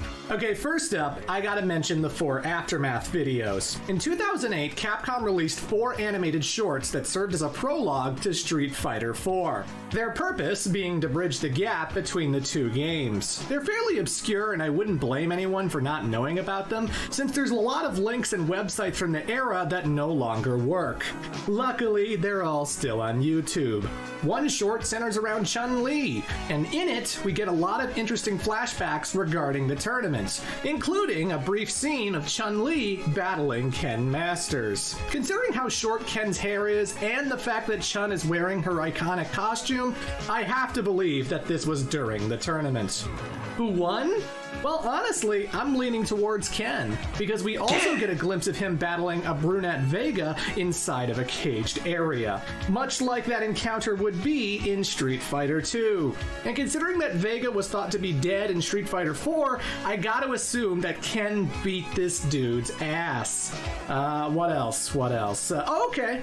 Ryu must have defeated Zangief. In Street Fighter 4, whenever you win with Zangief against any of the Shotos, he is always making a comment about how much he hates fireballs. It's one of his major personal dislikes. Now, there's nothing to say that they couldn't have battled each other in the Alpha period, but interestingly enough, when you clear arcade mode with Ryu in 2008's Street Fighter 2 HD Remix, you actually get a glimpse of his opponents. And one of them was the Red Cyclone. So, it's my personal headcanon that Ryu defeated Zangief with his Hadouken, and there's been some animosity about that ever since. And if we're using those endings as proof, then it also goes to say that Blanka probably took on Dhalsim as well as Ryu. But the Japanese Shoto has to reign supreme, because in the Aftermath videos, we also see him take down Sagat for a second time, which is backed up by the profiles of the 30th anniversary game. So yes, Ryu challenged Sagat again and emerged victorious. When's the last time Sagat won? Would not feel anger, however, because by this point, he now respects the World Warrior. I mean, Karen. And seriously, that's all I've got. Now we have to answer the question of what happened to Bison. Well, first off, he had to have battled Ryu. I do not believe for a second that Ryu wasn't the final competitor, because by Street Fighter V, Bison has built him up as his mortal enemy, and they'd have to fight more than once to get to that point. Sagat is the second last fighter in Street Fighter 2, so it just goes within reason that Ryu's next opponent would be the finals of the tournament. Well, Ken defeated Vega, so I'm sure he got to fight Ryu again, but he's not the main character, okay? In 1992, maybe Capcom he should released be a memorial album that was supposed to make you wonder what the characters were up to after the tournament. Well, after a fierce battle with Ryu, Bison vanished without a trace. That seems pretty straightforward. But then again, this franchise has been pretty damn retconny. You know, in Cammy's original ending, Bison tells her that they used to be lovers.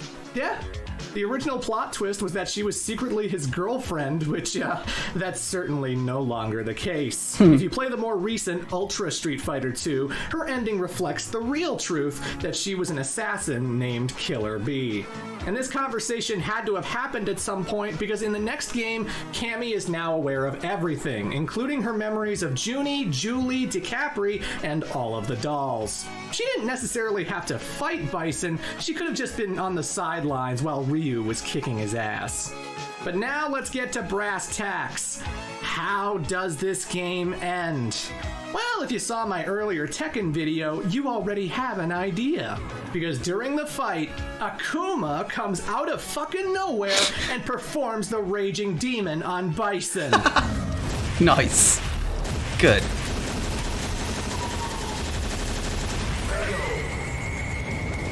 This is backed up by the 30th anniversary profiles stating that Akuma challenged the dictator during the World Warrior tournament. Okay, mystery solved. Whew, that was easy. Unless you completely ignore the 2008 Aftermath videos. Because again, in this official Capcom animated short, they show the final moments that immediately follow Street Fighter 2, where Bison is in a 5-on-1 battle against Ryu, Ken, Chun-Li, Guile, and Cammy. They have chased him into the woods and are having one hell of a fight, ending when Chun-Li creates a giant crater with her Kikosho wave. It looks like Bison is cornered, but he just laughs it off. And then, he overloads himself with Psycho Power and just friggin' explodes. Oh. Yep. Bison kills himself. The explosion is so massive that it destroys his face, leaving behind no evidence of Shadaloo's existence. As you may have noticed, Akuma had nothing to do with this ending. So again, this is the confusing nature of Street Fighter's lore. I believed for years that Akuma was the one who defeated M. Bison, but I mean, when you think about it, they never interact past this point. Wouldn't Bison want to immediately get revenge, to capture Akuma's body and possess him? Yeah, that's more likely. Instead, he just keeps focusing on Ryu. So I guess we have to go by aftermath and just assume that Bison fled and blew himself up. If you have any clues that I missed, feel free to mention it in the comments. And remember, it's one thing to say I'm wrong, but if you're gonna say that the skulls around Dhalsim's neck are from children who died of illness, please tell me where that's established. What interview, what biography, what Nintendo Power magazine? Cite your sources, because I can't be the only one busting my butt researching these answers. I like that little bit he put it there at the end. Because I'm sure in the last video, his second video, a lot of people were disagreeing with like stuff that he said, or you're wrong on this, wrong on that. It's like, yeah, okay, but cite your sources. Because I mean, he obviously he's done a ton of research, put a lot of time into this, and so just to say that he's wrong without, backing it up in any way, I appreciate that little rant there. I also respect that on sort of like the adjacent side to that argument, when he was making leaps based on pieces of evidence, he said, this is in my own headcanon. In other words, like, I've arrived at this conclusion. I'm going to tell you how. It feels like the best answer to me, but like, there's nothing that concretely does confirm this is the case. So like, he's very thorough in how he communicates his research to us, because he tells us where it's from, and then he also tells us when he's connecting dots that maybe aren't necessarily confirmed to be connected. Also, I love that he does the voices for the characters when there's no voiceover actually because of the older games didn't have it. I love that he does that. So yeah, I definitely appreciated that too, especially the girl's voice. That was good. Yeah, because I will do that as well. He will. I like this because growing up, there weren't a lot of people with my name that were like badasses, and so Ken, Street Fighter, it's very cool. Just like because the Ken was mostly associated with the Ken doll, and like I said before, it wasn't cool like it was with Barbie or whatever, like in the Barbie movie, Ken's Mojo Dojo Casa House. That's true. But yeah, so I liked hearing that like Ken has won a bunch of fights. I mean. Yeah, he said that the fight against Ryu, Ryu was tired from Sagat and probably didn't trust his own power anymore because he didn't want to lose control. And so that's why Ken was able to beat him. But he also took down Chun-Li. So, yeah, so I was happy with that. I mean, I feel kind of just like a sponge as I sort of absorb all of this because I don't really have any skin in the game for Street Fighter. So it's really interesting to hear essentially what the background is on characters who I had no concept of their story whatsoever. So yeah, to hear about Chun-Li's father and sort of her going on this revenge path, like that's really interesting. And that was the character that I usually gravitated towards playing as at like the arcade game. Mm-hmm. So it's cool. I'm like, oh yeah, she's a badass on a revenge kick. Like I like this. It makes me like her even more. And then Cammy, it was very interesting to hear that sort of like the background is Killer Bee, but then also in that one game, how it comes out like, no, you were my girlfriend. And like that sort of bizarre twist.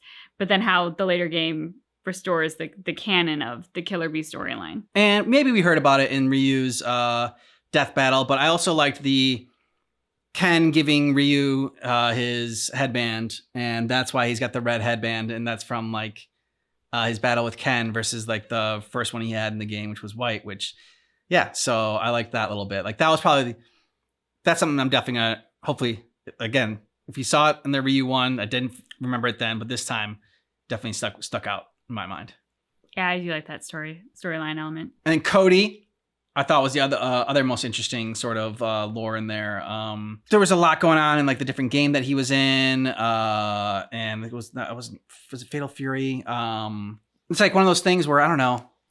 Like he didn't have anything else in his life other than fighting, and like now that fighting was over, like he still had to fight somebody, and then he just ended up like picking fights with random people and going to jail.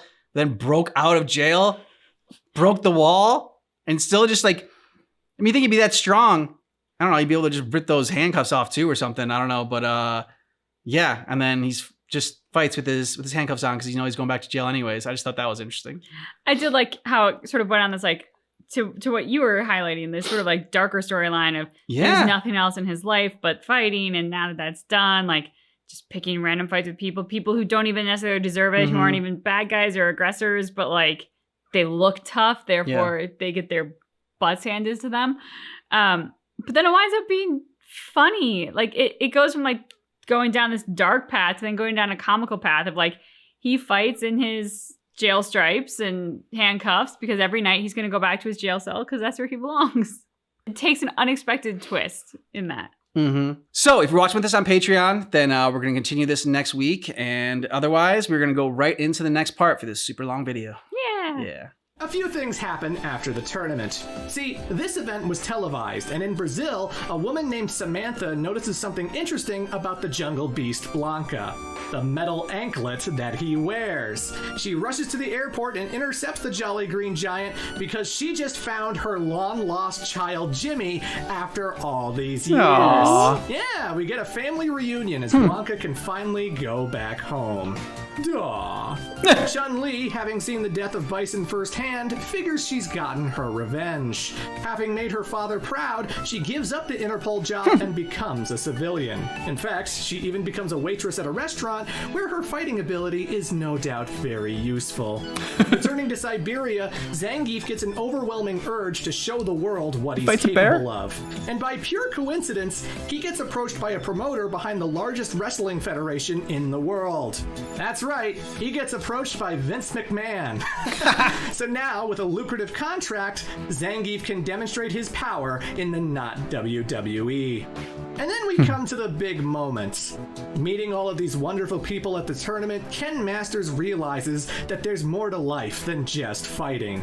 He wants to take the next step, so he asks his girlfriend Eliza for her hand in marriage. Yay! And she says yes!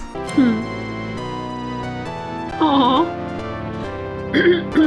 Live happily ever after. Marriage is game over. What? Of his dreams with Ryu as the best man at his wedding.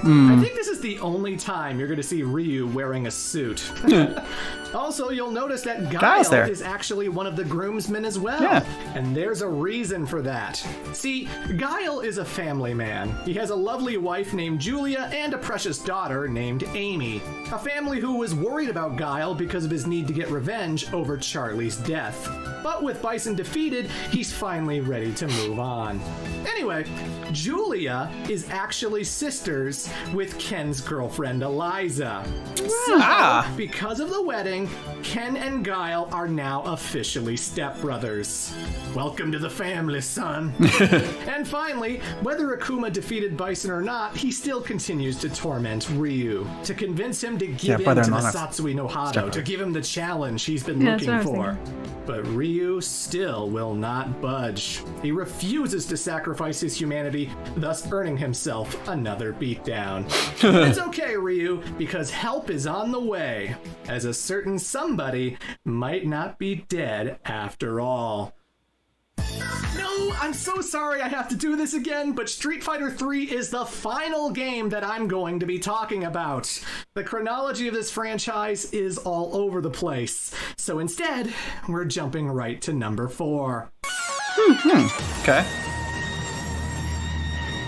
More than a decade after number 3, this game practically revived the fighting scene. Street Fighter 4 had fantastic graphics, a more involved storyline, as well as a gigantic roster that will prevent this video from being under 2 hours long. Street Fighter 4 split its lore through multiple sources. Not only are there the previously mentioned Aftermath videos, but there's also 2 different OVA animated movies, as well as completely different cutscenes between versions. There is so much information to cover, so let's just get into it. Okay, so you remember how Bison was creating artificial bodies to hop into in case he died? Well, they were all being created by the Shadaloo Intimidation Network, or SIN for short. It's a division that was personally responsible for making all of the Syndicate's weapons.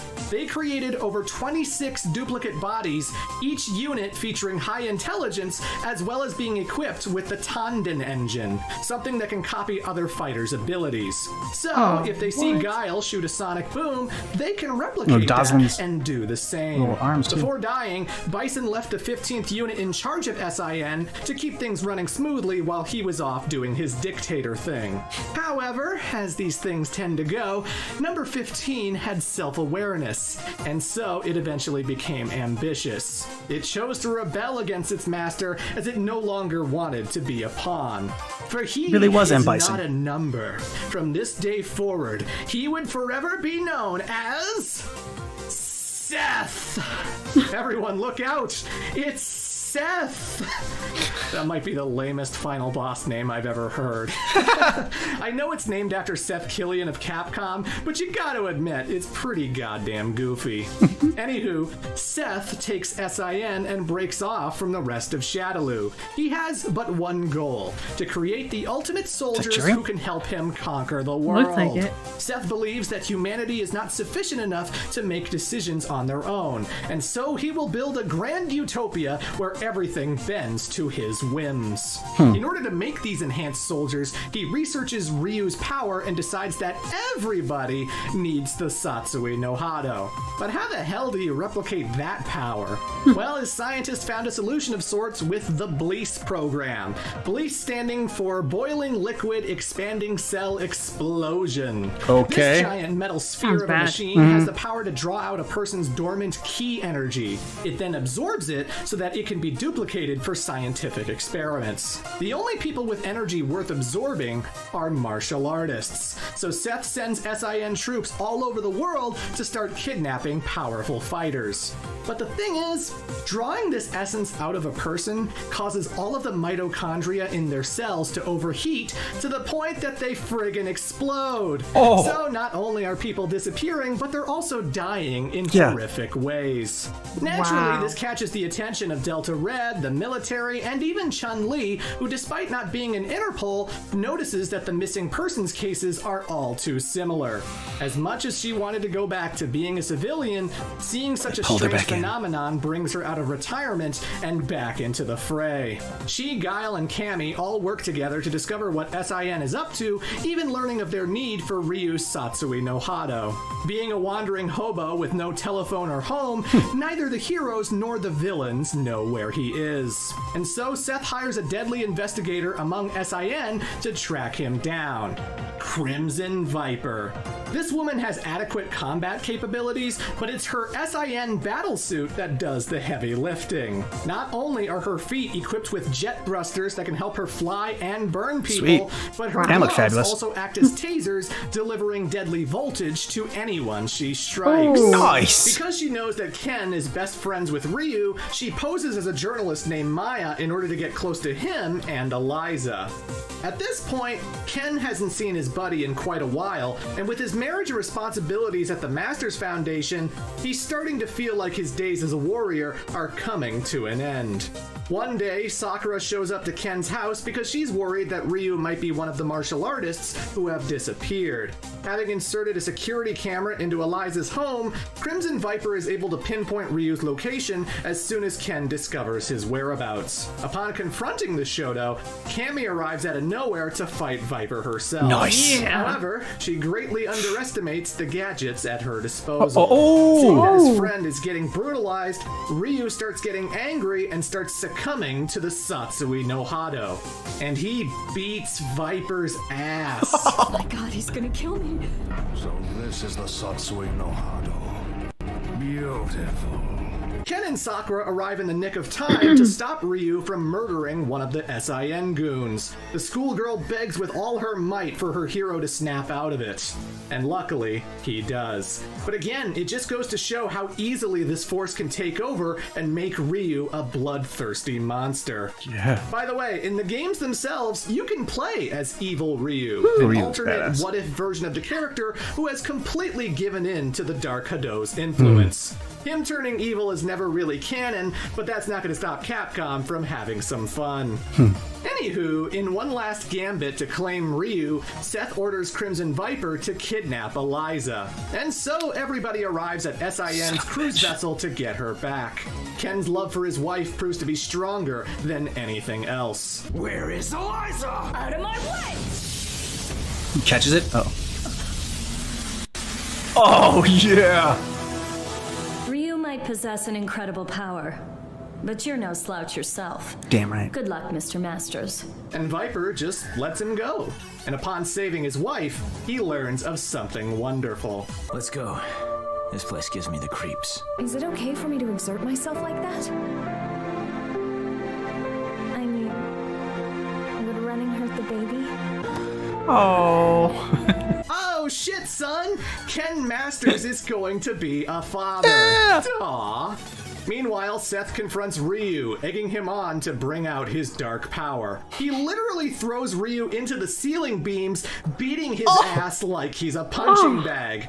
But even still, Ryu refuses to cross that line again. And in doing so, he discovers a new power. One that allows him to shoot a big fuck-off laser that knocks Seth into next week. Nice. How could this happen? You actually hurt me. Seth is so badly beaten that his bodyguards pick up his body and go on the retreat. The artificial being manages to escape not just because of his goons, but also a Shadaloo helicopter. I bring you a message from Lord Bison. SIN's success has come only through the manipulation of Shadaloo working behind the scenes to ensure your good fortune. He wanted you to know that. Of course M. Bison's alive. You think a dude who transports his soul around would disappear that easily? Seth is very unhappy about this development, so he starts planning to drain Shadaloo of its resources. And in order to do this, he turns to a Korean Taekwondo expert who is a huge fan favorite of the series. So back in the day, Shadaloo was being investigated by a South Korean lawyer who was trying to prosecute the syndicate for their crimes. But we know Bison doesn't play fair, so he kidnapped him, his wife, and their 15-year-old daughter, Juri. Despite her age, Juri Han was regarded as a great martial artist. She might have been a sweet and happy person back then, but thanks to M. Bison, her life was completely turned upside down. Not only did they murder her parents, but they also managed to snuff out her left eye. Ooh. Juri barely escaped the base with her life, and the traumatic experience completely changes her demeanor, warping her into a cruel, cold-hearted sadist.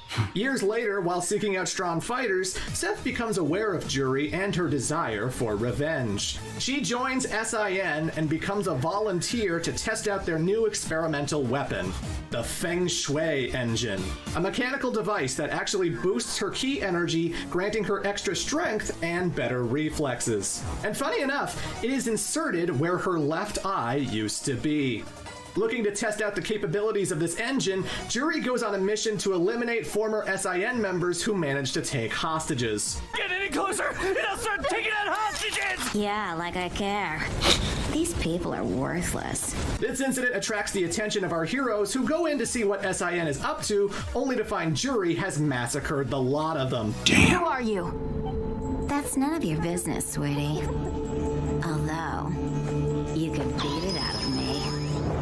The two battle, and while it is a pretty even match, Chun-Li eventually gets distracted by a child, giving Juri the opening to completely put her down. The Interpol agent is hurt so badly that she has to be put into the hospital. Oh my god. At that point, Seth is so impressed by Juri's power that he orders her to go into one of Shadaloo's bases in order to retrieve the dolls. And yeah, this chick is crazy strong. She single-handedly takes on every single girl all by herself and doesn't break a sweat.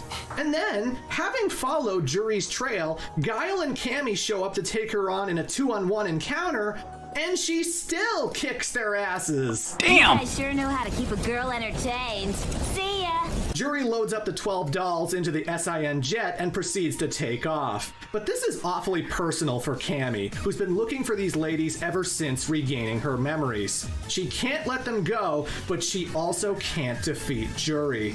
You're not worth the dirt from under my nails. How about you and your friend here? Think about where being a good girl has gotten you.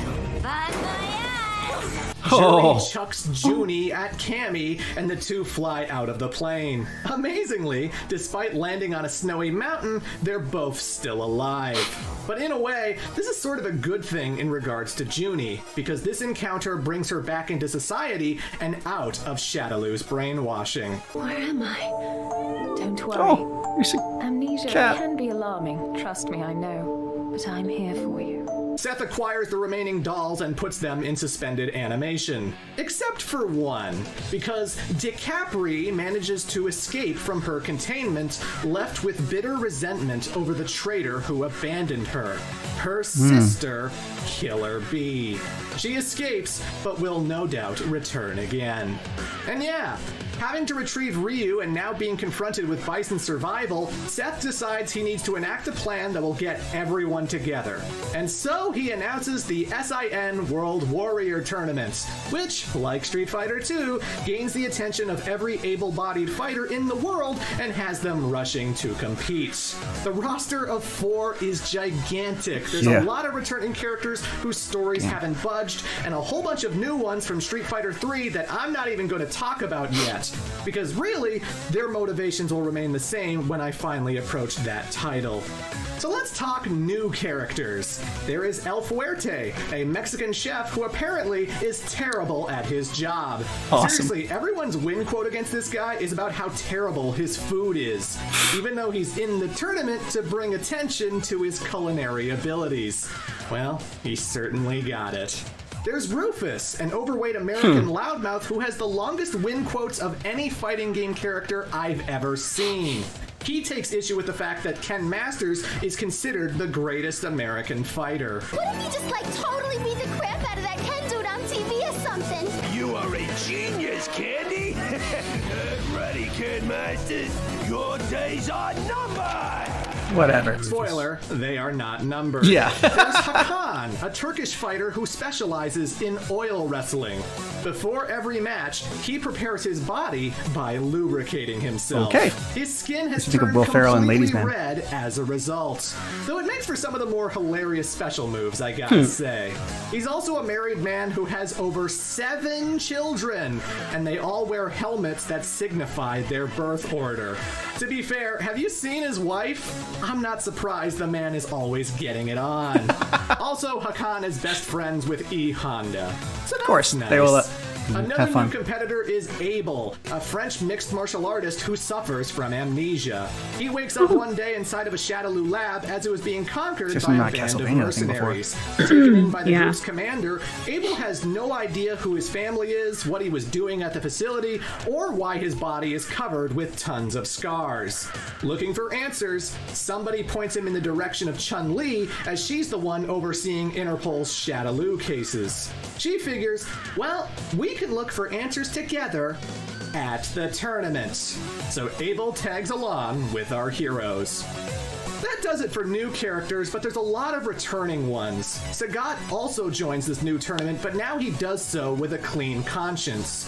Fed up with Bison's mad quest for power, Sagat officially hands in his resignation and leaves Shadaloo. Good for you, Being Sagat. No longer, the Muay Thai Emperor decides to trade in one crown for another That is some as he seeks a amazing- rematch with Adon. I think he Not does only that. does he get His it, hair. but he makes Needs the his hair? Jaguar Yeah. Man look like an absolute bitch, too. Adon is so humiliated that he also joins the tournament for retribution. Nice. Blanca is back home with his mother and no longer living in the jungle. And while I would like to say that everything lived happily ever after, the fact is he's still a giant green monster man. Yeah.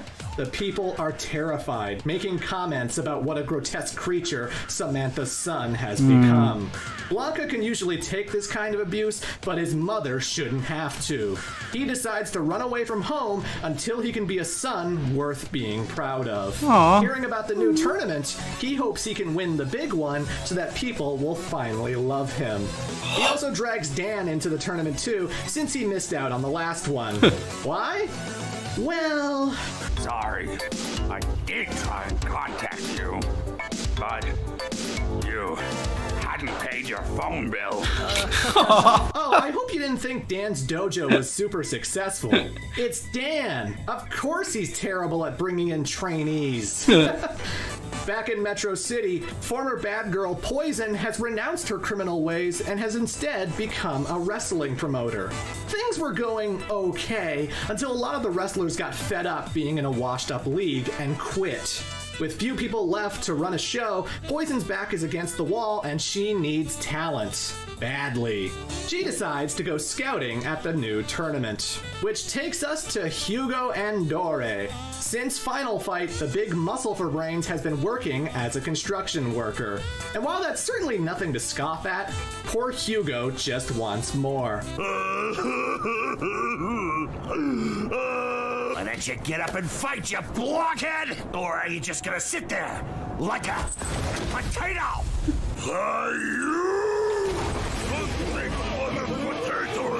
Okay. Face that personally. Yes. Become the big potato, the greatest dude. Backstory that's ever existed. Yes. But yes, Hugo enters the tournament and he does fairly well, earning the attention of Poison. The two haven't seen each other since the Mad Gear days, and she is taken aback at how much better he's become. Hugo, do you want to work with me? I mean, you're strong and all, but you got the smarts of a potato. You think that I'm a potato? I guess you kind of look like a potato. I mean, you're big and... Well, there, what do you think you're doing? You and me, we're going to be #1! #1 potato! And so the duo of Poison and Hugo was born. The glorious tale of a wrestler and his manager. Good stuff. Rose. Last time we saw her, she had been possessed by Bison. Feeling uneasy about that brief period of time, she once again joins the tournament to once again stop her nemesis. Also, she once again runs into Ryu to warn him of the danger, and she also once again runs into Guy, who tries to stop her from being sacrificial. Well, gee, I hope her ending's different. And finally, Ryu and Ken are training together and prepping for this new threat. But in the background, something insane happens. Their old master Gouken comes back from the dead. And not like as a zombie or a robot or something. Nah, he just woke up inside his grave and came back. So the obvious question, why? Well, let's back up to when Ryu was fighting Seth. He managed to awaken a new power that helped him win the fight. And what he channeled was the power of nothingness. An offshoot skill manifested through Ensetsuken, Master Gouken had actually discovered how to use this already, but never got a chance to show his students because of Akuma's attack. When his brother used the Raging Demon, Gouken activated the power of nothingness to separate his soul from his body so that instead of dying forever, eventually his spirit would reform and resuscitate the corpse. I know, that's fucking ridiculous. The dude had to have been dead for years, and yet somehow he looks exactly the same as he did back then. What is he, a fucking Kryptonian? So this guy gets out of his super coma, and he's just all... Damn. Never imagined it would take this long to regain consciousness. And then he's all, I know, I should enter that tournament they're preparing for. That'll be a fun reunion. Yeah, Gouken, it certainly will. Anywho, that's the backstory for Street Fighter IV, and now we gotta figure out everything that happened. So this game has tons of rival scenes, unique individual cutscenes that one fighter will always have in an arcade run, and a lot of those are assumed to have happened. El Fuerte fighting Zangief, Chun-Li battling Vega, Abel clashing with Fei Long. The endings certainly establish connections, but rarely do they outright confirm anything. Like, if you're a Cammy fan, one of her major motivations for entering this tournament was to get revenge on Juri. You'll pay for what you did to my sisters. Let's end this! But it's like, Cammy's endings deal more with Blease and DeCapri than they do Juri, who in her own endings has much bigger fish to fry. It's hard to say one way or the other if this fight actually happened, or which character won. In general, the rankings and placement mean diddly dick, because by the time we get to the finale, everything is in complete anarchy with no structure whatsoever. So hey, here's what I can confirm. Hakan defeated E Honda. They say as much in his ending. Sakura followed both Blanca and Dan into the tournament, and she got her rematch against Ryu, the latter once again claiming victory. Ken absolutely destroyed Rufus. Nice. There was never a doubt in anyone's mind. This is all your fault, Ken Master! In Sagat's ending, he returns to Thailand happy and content because he got to face off with Ryu one more time. It's hard to say who won the encounter. While Ken and Ryu are usually fighting each other in every game, they did not in Street Fighter 4. Did you get to see Ryu? Yeah, but we had our hands full with the other fights. Couldn't give it our all. And at some point, Abel manages to confront Seth, and then we find out where this guy came from. My name is Abel. I'm looking for someone who knows who I am. So, you are the imperfect one who fled. Abel also wonders why this guy has the exact same face that he does. Well, it's pretty obvious, isn't it? Abel is also an artificial being, a prototype of what Seth would eventually become. Considered a failure, he was to be disposed of until he was found by that band of mercenaries. Street Fighter Cross Tekken has a pretty badass alternate costume where we get to see what Abel looks like without all that skin. Pretty fun twist that could be elaborated on going forward. And yeah, that's all I know in regards to the tournament itself. The endings I'm familiar with, but how things get to this state is unclear. Who fights Seth? Why, of course, Ryu does. And so does M. Bison, and Abel, and Sagat, and Zangief, and DJ, and Rose, and Phelan, and Akuma. Hell, he even fights himself.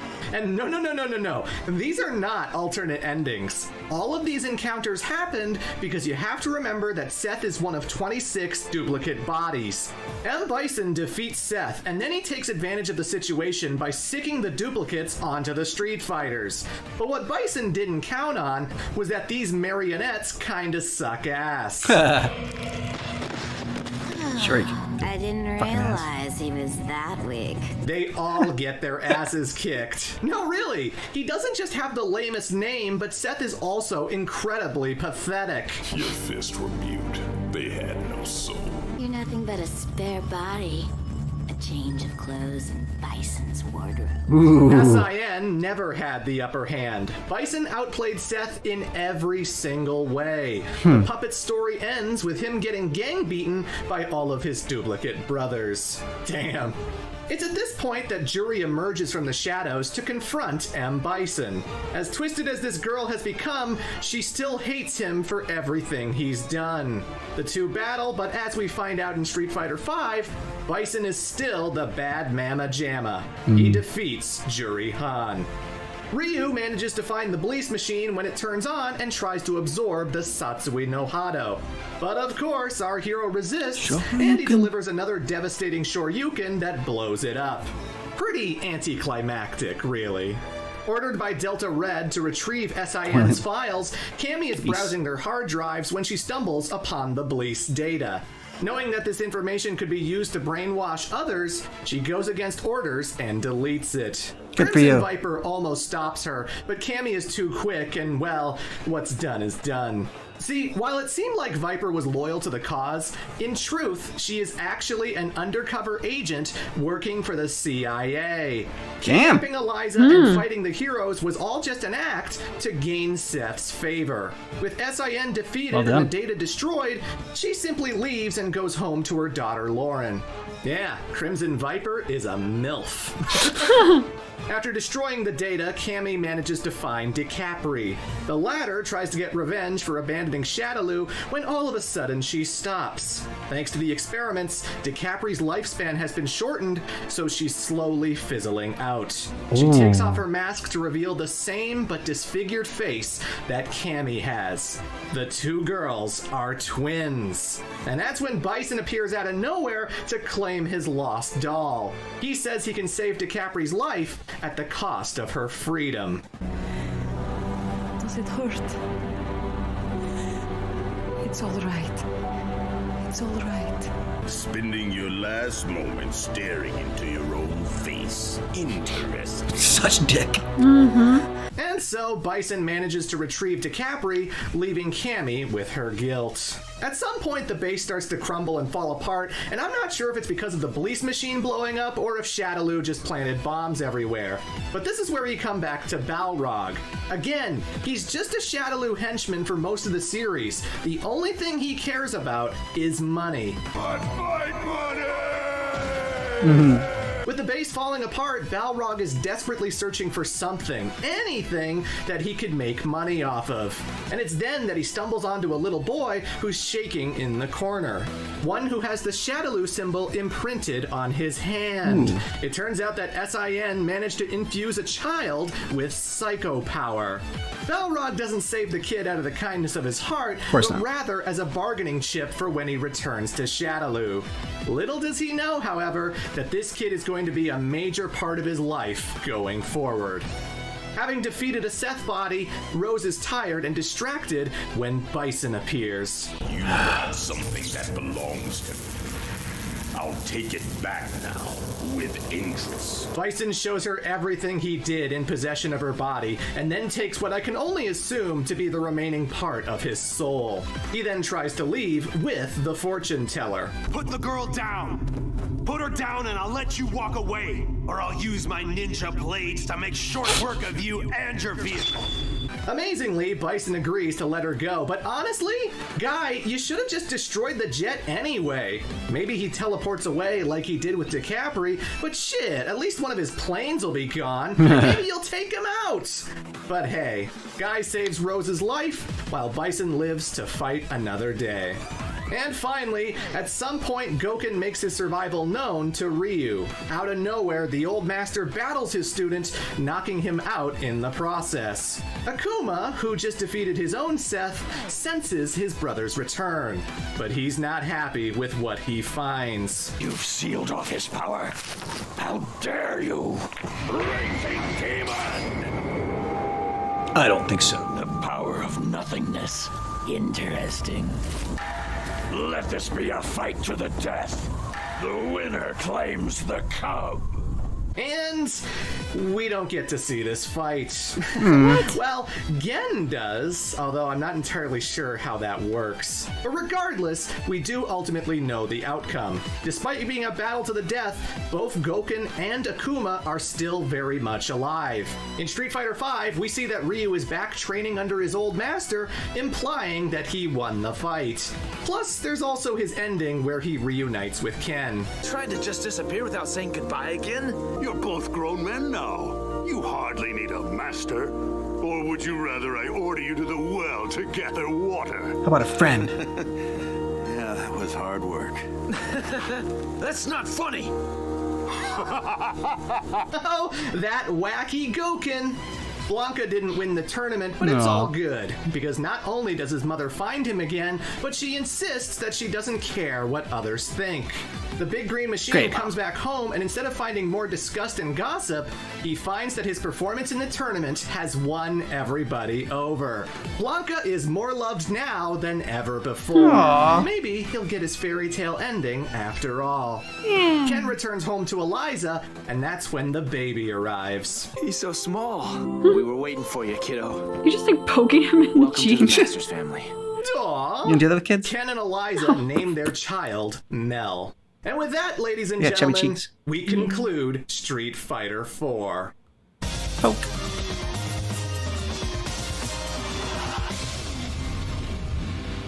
Street Fighter V, a game that had a very rocky launch and the first one to have a proper story mode with in-game cinematics.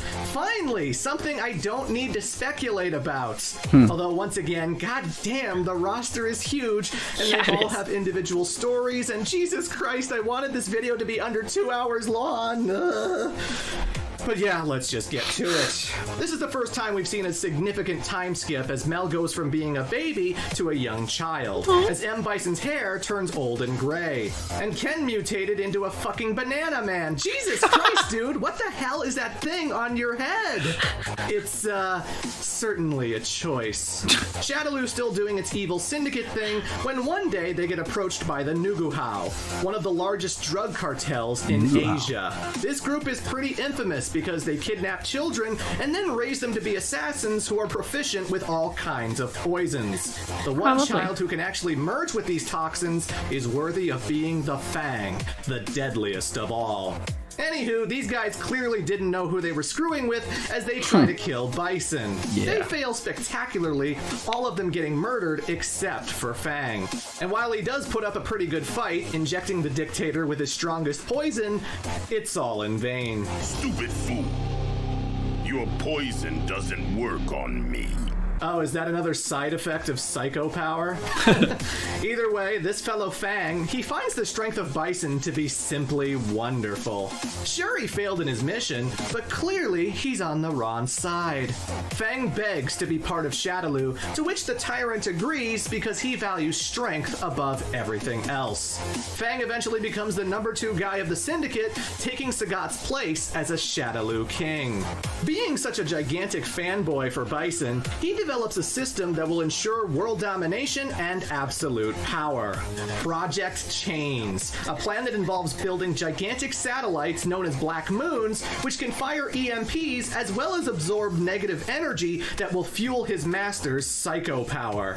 In order to do this, Shadaloo kidnaps the top researchers, scientists, hackers, and engineers from all over the world.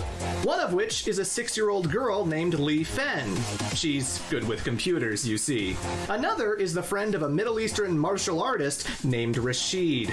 This man is the eldest son of a wealthy family who is always accompanied by his butler and caretaker, Azam.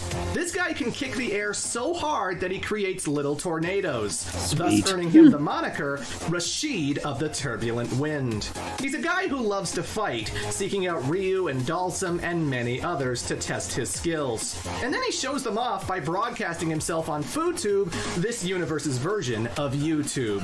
After Rashid's scientist friend gets kidnapped by Shadaloo, he and his butler go on a journey to try and get her back. This person, who is never identified by name, is in charge of designing the chess piece keys that activate the Black Moons. She manages to sneak most of them out, sending them to various fighters from around the world. One for Rashid, for Chun-Li, for Guile, for Zangief, for an American fellow named Alex, and for Laura Matsuda of Brazil. A woman who's already squared off with many of the Street Fighter cast, this martial artist has electric grapples which she frequently uses on her younger brother Sean. I know it's played for laughs, but good lord, this lady is abusive. Things burn with one more head rub. Is this considered a typical brother-sister relationship? Anyway, this friend manages to send out the keys, but she catches the attention of Fang, who is not merciful. Using his poisons, he just straight up melts the poor girl into a purple puddle. Jesus Christ! Damn. You know, Fang actually had the potential to be a pretty badass villain. His backstory's cool, the dude is deadly as hell. It's just a shame that he's one of the most annoying characters in the franchise. The way this guy screeches and freaks out is so over the top. If Operation Chain succeeds, Lord Bison will be all-powerful and invincible! You got mud on my beautiful clothes! I'll never forgive you! Very dramatic indeed. Yeah.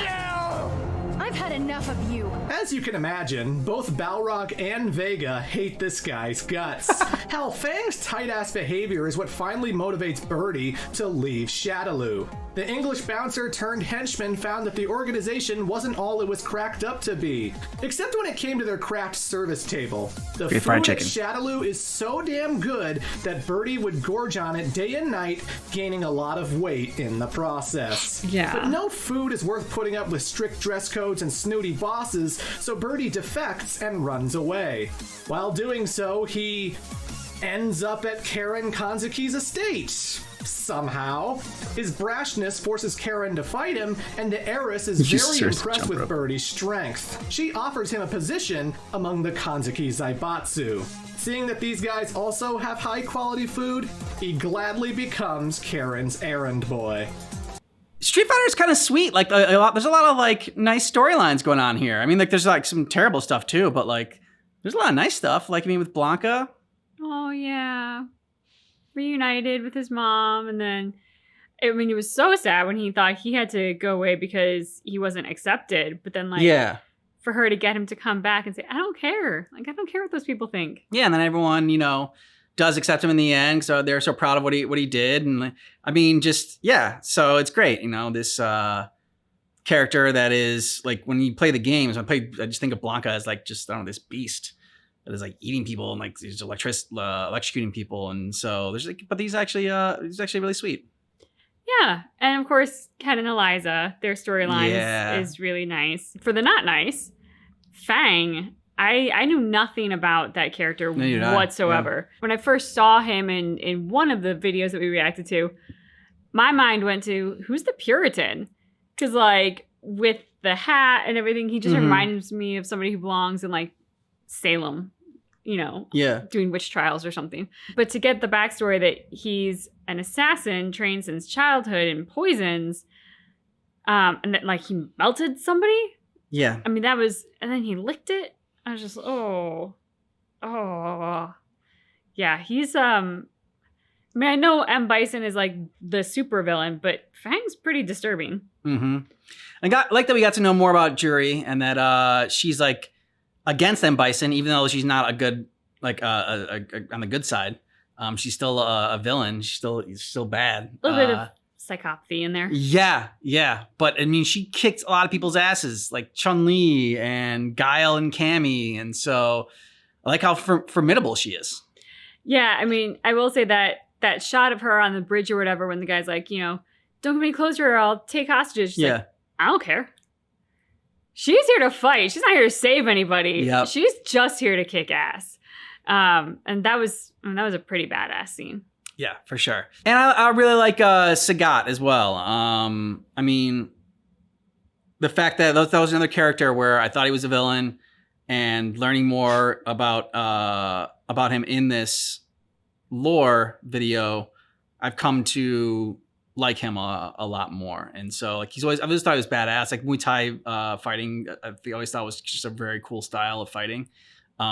Just as far as like the way it just looks badass. So especially like when you're just like hitting someone, like you are basically strengthening your leg so much that you can like shatter somebody else's legs with your own. I mean, ooh. Yeah. So, it's I like Sagat.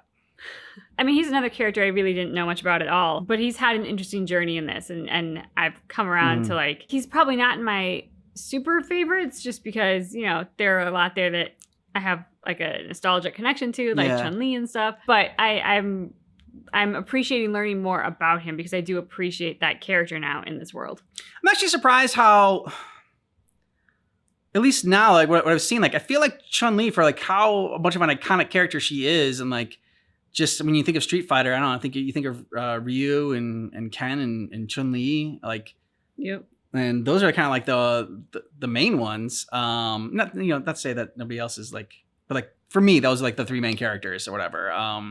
Like I haven't really, like she didn't seem to have as big of a part in this story so far.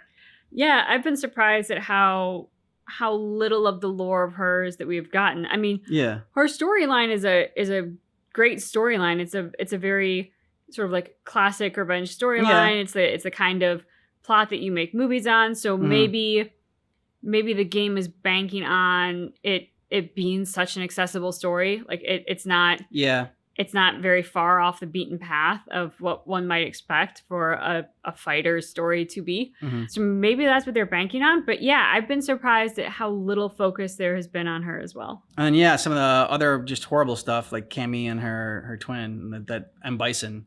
How does it feel to look in your face when you, I guess they die? Oh, so twisted. Yeah. M. Bison is nuts. Yeah, he's got he's got the psycho gene or whatever, psycho energy. So yeah, it shows. It's definitely gonna show. He's definitely gonna be nuts. But I mean, just he's a good villain. He's just a villain. There's nothing redeeming about him. Oh. He just sucks. But that's kind of fun for a game. Yeah, because like those are the people you really want to destroy. Yeah. And you don't feel bad about it. Like, no, there's no tragic backstory. There's no, he wasn't hugged enough as a child. No, he just sucks. And so we can just kick his ass. Because like with Akuma, he didn't like that Goken's took away Ryu's ability to like tap into the Satsuyu no Hada, which I just found interesting. It was kind of like, I don't know, like Akuma just values strength over everything. And like, since Ryu has it, he wants Ryu to like tap into it, I guess, so they can like both fight and see who really is the best and the strongest. Yeah, Kuma just kind of reminds me a lot of not Asura, but August from Asura's Wrath. Yeah, just kind of like enjoying the fight like itself. Yeah, just there to fight. Yeah. If you are watching with us on Patreon or YouTube membership, then we're going to continue this next week. Otherwise, we're going to go right into the next part. Yeah. Ever since Street Fighter IV, Cammy has been living with Junie, who is now training to become a member of Delta Red.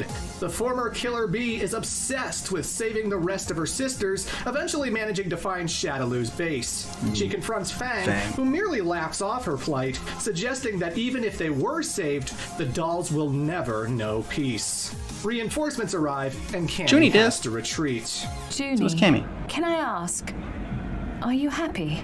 I'm not sure if I'm happy now or not. Okay, maybe not. It's hard to know. But now, the time I'm spending with you helps me learn how to enjoy this new life. It's gonna take some time. Don't let it a lot of trauma. I'm happy that you saved me, and I know you can save them as well. Junie. Why is she fighting so hard for a doll? Because they're fucking gay, Vega! Sorry, that's probably wishful thinking on my part. Although, Rashid arrives at Shadaloo's base in order to save his friend, but he is unsuccessful and loses his chess piece to Fang. The way this machine works, apparently the more pieces it has, the more powerful it becomes. Why the hell would you let the scientist handicap it like that? Regardless, for Bison's first course of action, he fires an EMP over New York City, causing a major blackout. This gains the attention of everybody, who all rush over to try and stop him from robbing a bank. However, since he's accompanied by his fellow kings and the Black Moons are enhancing his psycho power, Bison defeats them handily. They retreat and run into an old face. Oh, but it is! Charlie Nash is back from the dead, and he's looking like a weird patched-up Frankenstein monster. After Bison murdered Charlie, a woman named Helen managed to find his body and hid it inside of a nearby sarcophagus. Okay. This lady serves Lord Urien, a man with the money and technology that can bring people back from the dead. Not only that, but they've also inserted a jewel on Charlie's body that can absorb energy, ranging from ki blasts to psycho power. These guys oppose Shadaloo and are going to great lengths to recruit fighters who can bring the Syndicate down. To that end, they've also recruited Rashid as well as the Taekwondo menace, Juri Han. Nice. The latter is feeling pretty lousy because she's just come off of a disappointing rematch with Bison. Not only did she lose again, but the dictator snatched the Feng Shui engine right out of its sockets. Juri is now using a prototype engine plundered from an abandoned SIN facility. She figures the enemy of my enemy may as well be a friend. So why did this mysterious group spend all this time and money reviving Charlie? Well, he has beaten Bison before, but more than anything, Helen is honoring a prophecy that will go towards her master's grand vision. Oh, this group is wild, but I'm going to save their backstory for Street Fighter 3. The point is, Charlie is sent to collect Guile's chess piece key, and he has to defeat his best friend in order to bring down Shadaloo. Although Guile takes the L, he ultimately gets the W from a mole he placed in Shadaloo. He discovers that the chess pieces not only arm the Black Moons, but they are also used to shut them down. Thanks to Karen Kanzuki acting as the interim Nick Fury, everybody gathers together to track down the remaining keys. Everyone, that is, except for Ryu. Since the last adventure, Gouken has been teaching his student all about the power of nothingness. However, Ryu still struggles to hold the Dark Hado back. He decides to confide in Dalsim when he appears. Kuma. What's that? This is Necalli. Known as the Ancient One, this creature is an enigmatic Aztec warrior who fights martial artists in order to devour their souls. He's a being who's been around for centuries, only appearing when the world is at a time of great crisis. And when it's not, I guess he just turns into a puddle and soaks inside the earth. Well, now that Bison is trying to ruin everything with his Black Moons, this guy's come to feast. He does take Ryu by surprise, but thanks to Dalsim, he's driven away. Later, Ryu is meditating at a waterfall when Ken shows up to check how he's doing. They spar, with Ken scoring the victory. He figures that Ryu's head isn't in the game, so he may as well hang back and keep training while everybody else tackles Shadaloo. And Ryu does just that, meditating and sitting around until Necalli comes back for round 2. After a fierce confrontation, Ryu defeats Necalli and then starts to succumb once again to the Satsui no Hado. But this time, our hero focuses really hard and channels everything that his master taught him. This may have flown over people's heads, but this is a significant event. Ryu manages to summon the power of nothingness and actually dispels the Satsui no Hado. He has finally overcome the killing intent. Mastered it. Good news for Ryu, but bad news for Akuma. Ryu punches Necalli super hard, taking the wind out of his sails. You must go. His soul is no longer a sacrifice for you to devour. Not that he can devour anyone else. Oh. Okay, so Necalli's supposed to be like Tekken's ogre, this insane god of fighting whose prowess is something to be feared. But seriously? He always loses. He's a glorified jobber. He can't beat Ryu, he can't beat Dhalsim, he tries to challenge M. Bison and that ends horribly, and of course he goes after Akuma and gets horribly ripped apart. Now, I won't deny that those guys are top tier fighters, but still. Get this. The reason Helen and Urien know so much about Shadaloo is because somebody has been feeding them insider information this whole time. One of the kings, actually. Because Balrog has no loyalty to Bison, only to money. Yep. And while he and Urien are chatting it up, fucking Necalli shows up to defeat the boxer. And he loses! The henchman that all of the Street Fighters beat up on is still strong enough to put down the Devourer of Souls. He ultimately makes no dent in the story other than helping Ryu overcome his dark power. Anyway, the Street Fighters travel all over the world and manage to recover the chess pieces. The only interesting thing that happens during this is that Decapre shows up to claim Laura's piece. And so she comes face to face with Cammy, who puts her down. But then the police arrive to rightfully arrest the Shadaloo operative. What are you doing? Give the girl to us now! But because they're sisters and Cammy doesn't want anything to happen to Decapre, she decides to fight off the police. No, not Peter! Not Peter! Or Peter? And that's when friggin' Jury arrives out of nowhere on a motorcycle. How sweet. The love between sisters turns them both into fugitives. And so, Cammy reluctantly takes Decapre and flees with Jury. In order to escape the authorities, she drives from Brazil to London, England. And I gotta say, that's fucking impressive. Yeah. Also impressive is that Vega followed them from that pathway as well, challenging Cammy Running and the entire defeating time. her. Luckily, she gets saved by her new unlikely ally. The two of them join Charlie and Rashid to be part of Helen's group of misfits. But look, ultimately everything ends at the Shadaloo base when the Street Fighters fly in via helicopter to take on the dolls and the kings and the dictator himself. The chess pieces are used to shut down the moons, but it turns out they had a backup plan. Now they need a special password, otherwise everything's fucked. Luckily, Li Fen, the 6-year-old hacker, gives Rashid the clue he needs to figure it out. I found a command. Light up the pathway for those who stray. I call thy name. You always had a flair for the obvious when it came to puzzles. But to make the answer to the security question this easy is pretty weak. And so the Black Moons are taken out as Rashid saves the world. We then get our final battles as Cammy defeats Vega and Rashid defeats the man who killed his best friend. Good. The scuffle manages to destroy Fang's brainwashing device, which completely restores all of the dolls to their senses. Psycho power has disappeared. At long last, Julia is freed from her mind prison and can return to T-Hawk. This also causes one of the dolls, Mars, to make the ultimate sacrifice. Will you never give up? What? Not yet. Bye, Fang. I'm too young. I can't die yet. Ugh. Ow. The poor girl kills herself in order to eliminate Fang. I'd call that bittersweet, but unfortunately, the sniveling asshole managed to survive.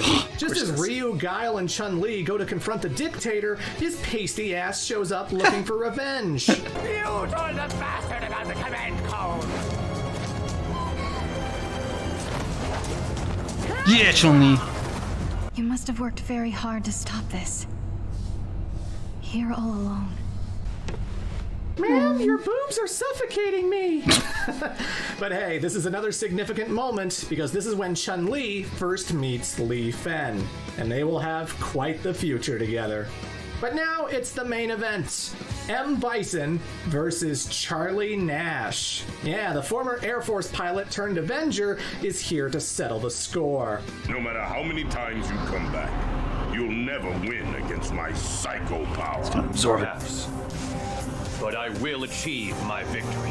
While Charlie puts up a valiant effort, M. Bison has acquired too much power from the Black Moons. So he decides to go out in style, absorbing as much of it as he can. This causes his body to explode, earning him a second death. But Helen's prophecy has come true.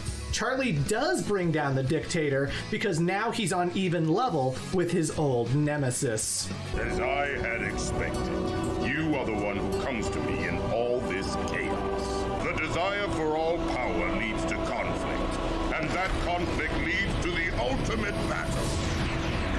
Now is the time.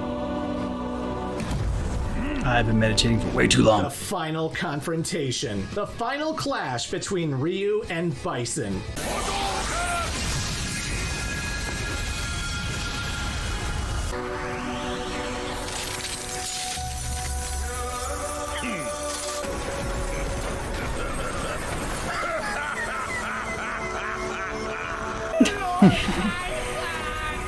Oh, fuck off. Go away. You ruined the scene, asshole.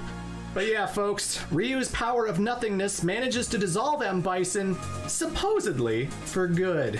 Shadaloo as an organization no longer exists going forward, and this saga is at an end. The dolls reclaimed, the kings slinking away to the shadows, everything ends with a bang as the world begins to heal. I love the gold Later, boxing gloves. The two Shotos have yet another battle.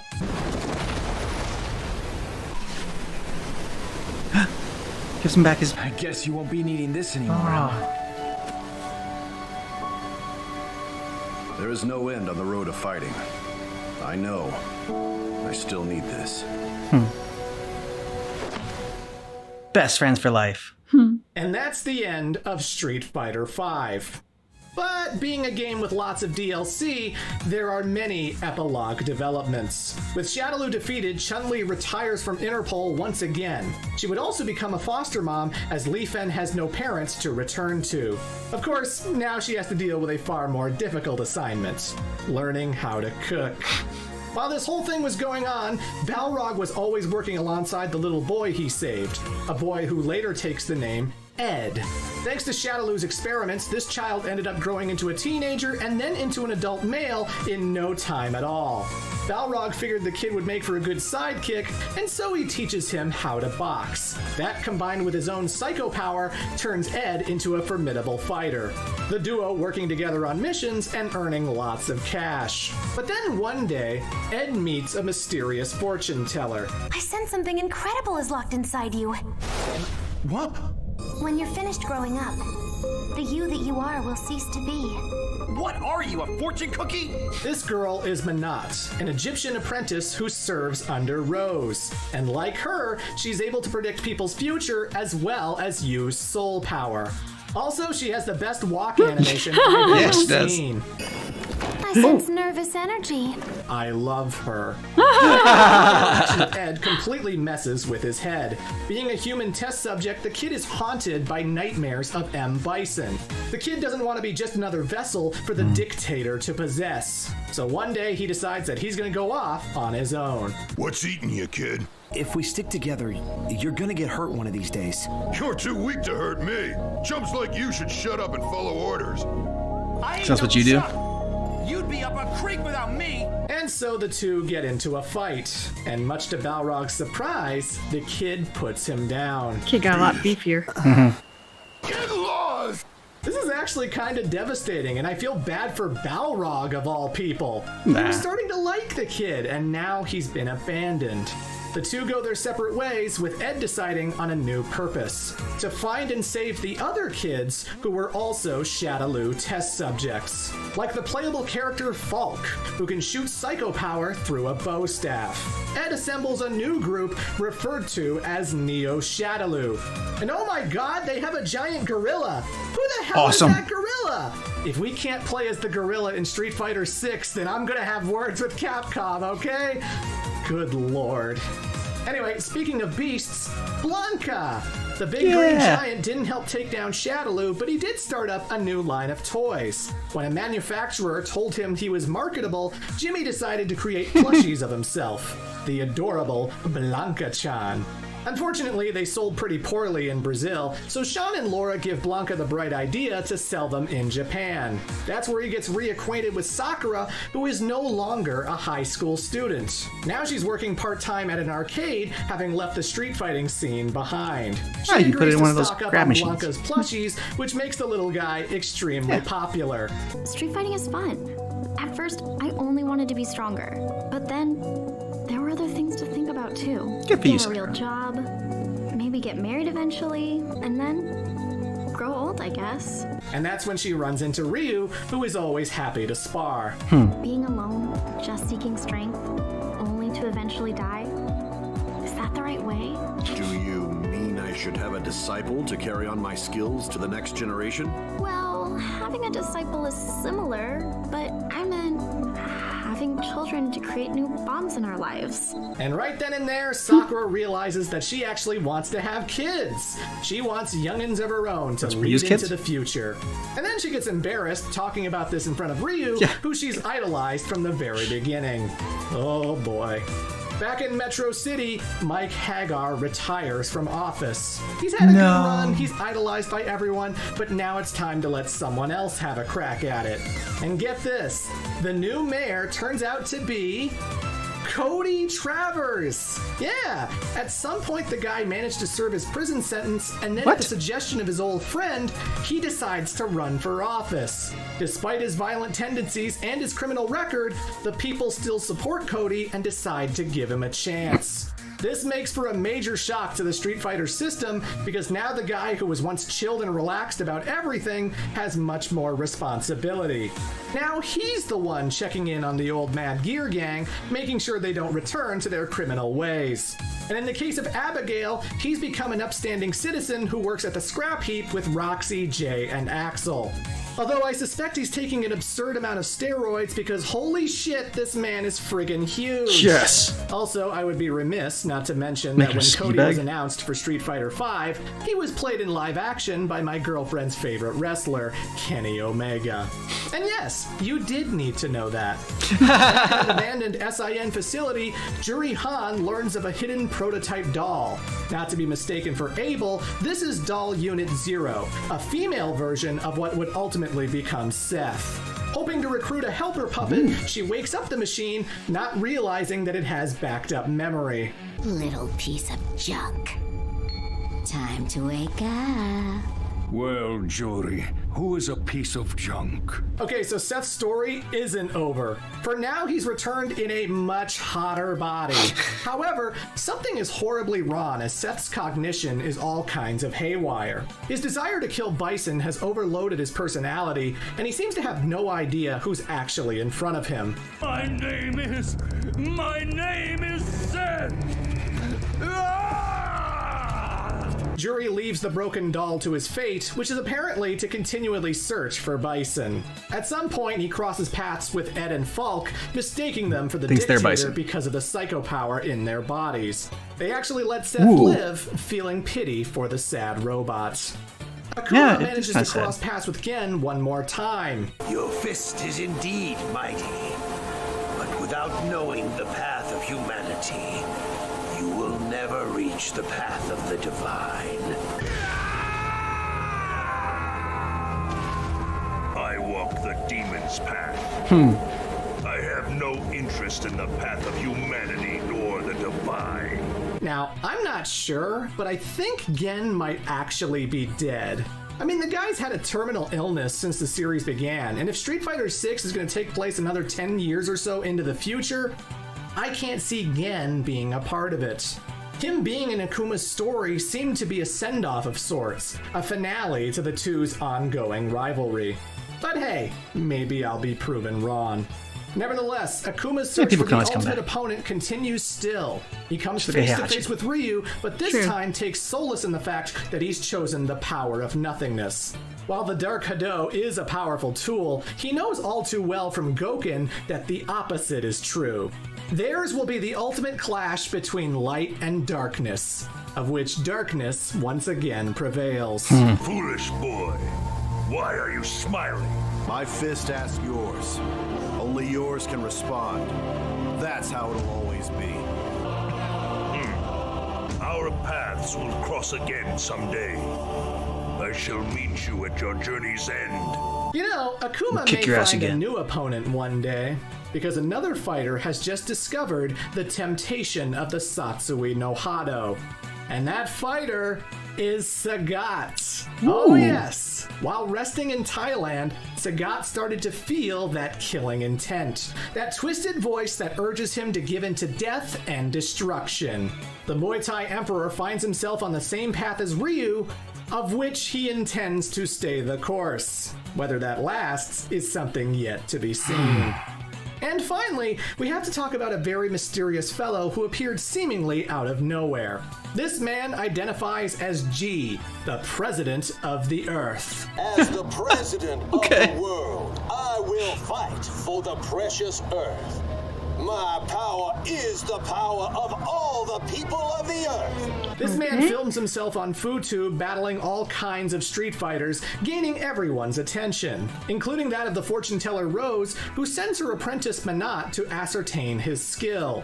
Surprisingly, G takes down the fortune teller with relative ease. Rose senses an overwhelming force of nature in this man, his tarot card associated with the Fool. So, just to be absolutely sure, she decides to battle the man herself. And while doing so, a strange vision enters her head. I'm sure you can see it in your mind's eye very clearly. You and I, and all the people of the Earth, where we are now heading to. It's not true. Because it's the end of everything.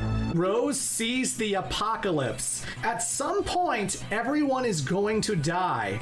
And G knows this. For some reason.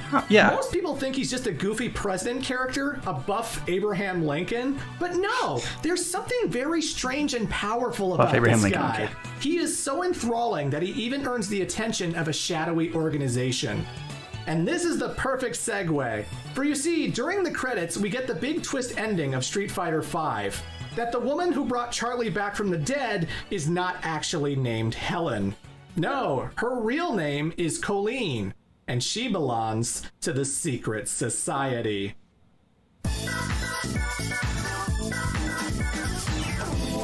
The final game I'm going to talk about, a classic that wasn't appreciated back in the day, mainly because the only returning characters were Ryu and Ken. Everybody else was completely new. This includes the final competitor, who is the president of the Secret Society. His name is Gil, and his body is split down the middle between fire and ice. Yeah, look at the guy. Half of his body is blue, and the other is red. A goofy design, but goddamn is he powerful. Okay, so the Secret Society is basically the Illuminati. This is a shadow government that has secretly been policing the world for 2,000 years, forcing events to transpire exactly how they wish. They saw that Shadaloo was getting too big for its britches, so they brought back Charlie to defeat M. Bison. Gil sees the wars and conflicts, and he believes that the world is going to end. And since he has the power and vision to see what's coming next, his society is the only thing that can steer the ship towards utopia. This desire for peace is what ultimately won over Colleen, because the young girl was a refugee fleeing from battles in Europe when she came face to face with the angel who saved her life.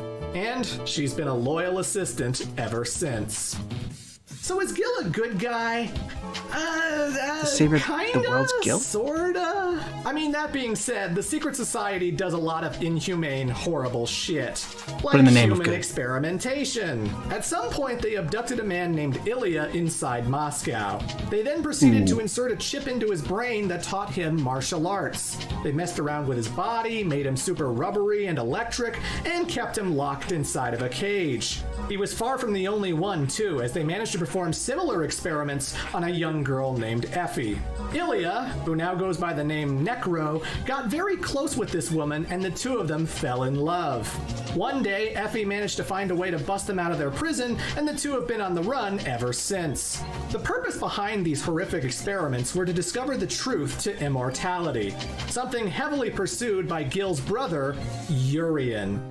Yes, Urian and Gil are brothers and thus have the exact same fighting And Urian's style. not wear a lot of clothes. They've been in the society ever since they were children, studied to see which one was worthy of claiming the throne. Despite all of Urian's efforts, Gil proved to be the far more powerful combatant. And ever since, his brother has had a major chip on his shoulder. Urian does not care about preserving the society's ideals. He doesn't care about maintaining some kind of peace. He just wants to rule the world. Gil was genetically modified to be able to shoot fire and ice powers, while Urian was modified to harden his skin. Yeah, that's not his natural color. His body turns to bronze every time he gets into a fight. So anyway, Gil has remained out of the spotlight for quite some time. That is until G appears on FoodTube. At the behest of Colleen and Urian's concerns, Gil decides that this is the perfect time to make his presence known. The match with that person will be live video streamed all over the world. That I do not mind, Colleen. When the time of the prophecy comes, when all is revealed, then the people of the world will rejoice, already knowing who I am. Gil battles G and secures the victory. But He's still, got the angelic wings. The ancient earthling reveals himself. The power of this one. I know I have felt it somewhere before, but where? What the fuck is G?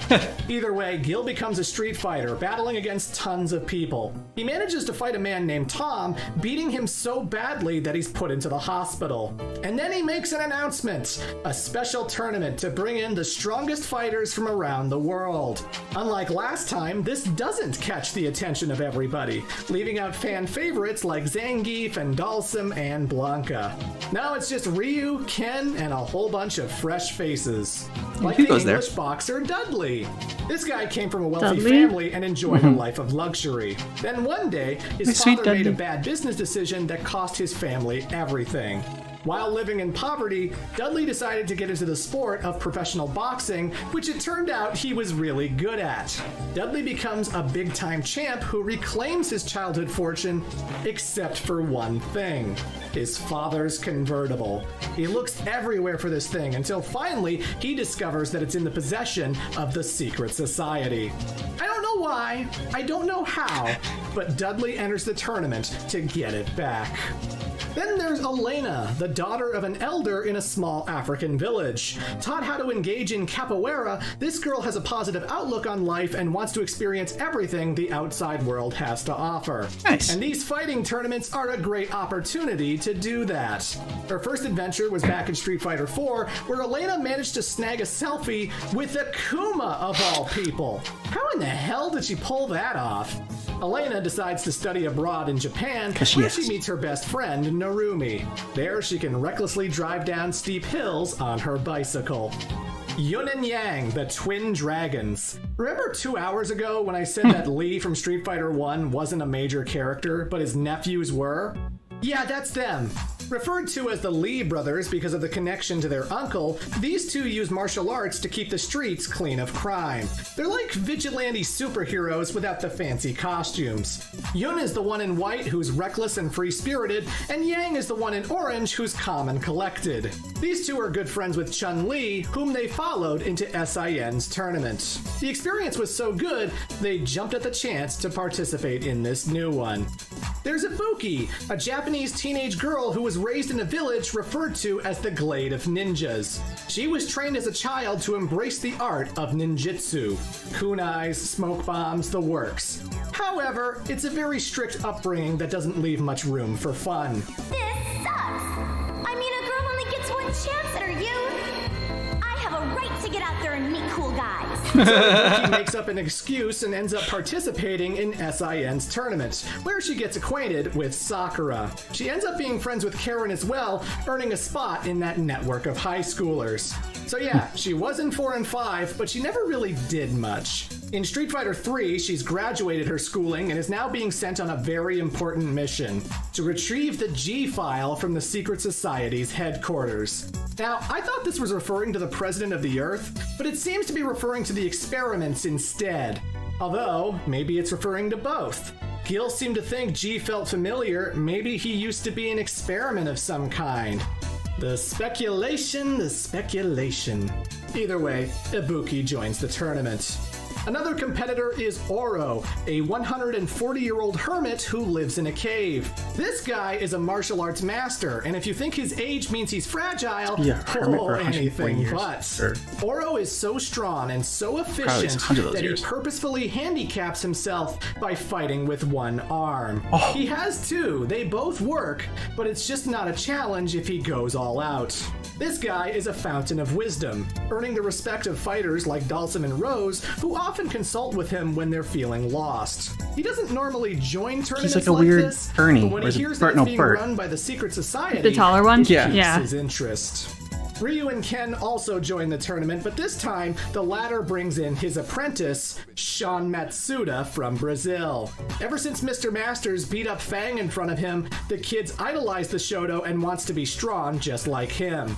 I mean, yeah, he has a sister who could teach him martial arts, but she's batshit insane, so I get it. Ken agrees to train him, but he's not exactly enthused about it, sometimes pawning him off to Ryu instead.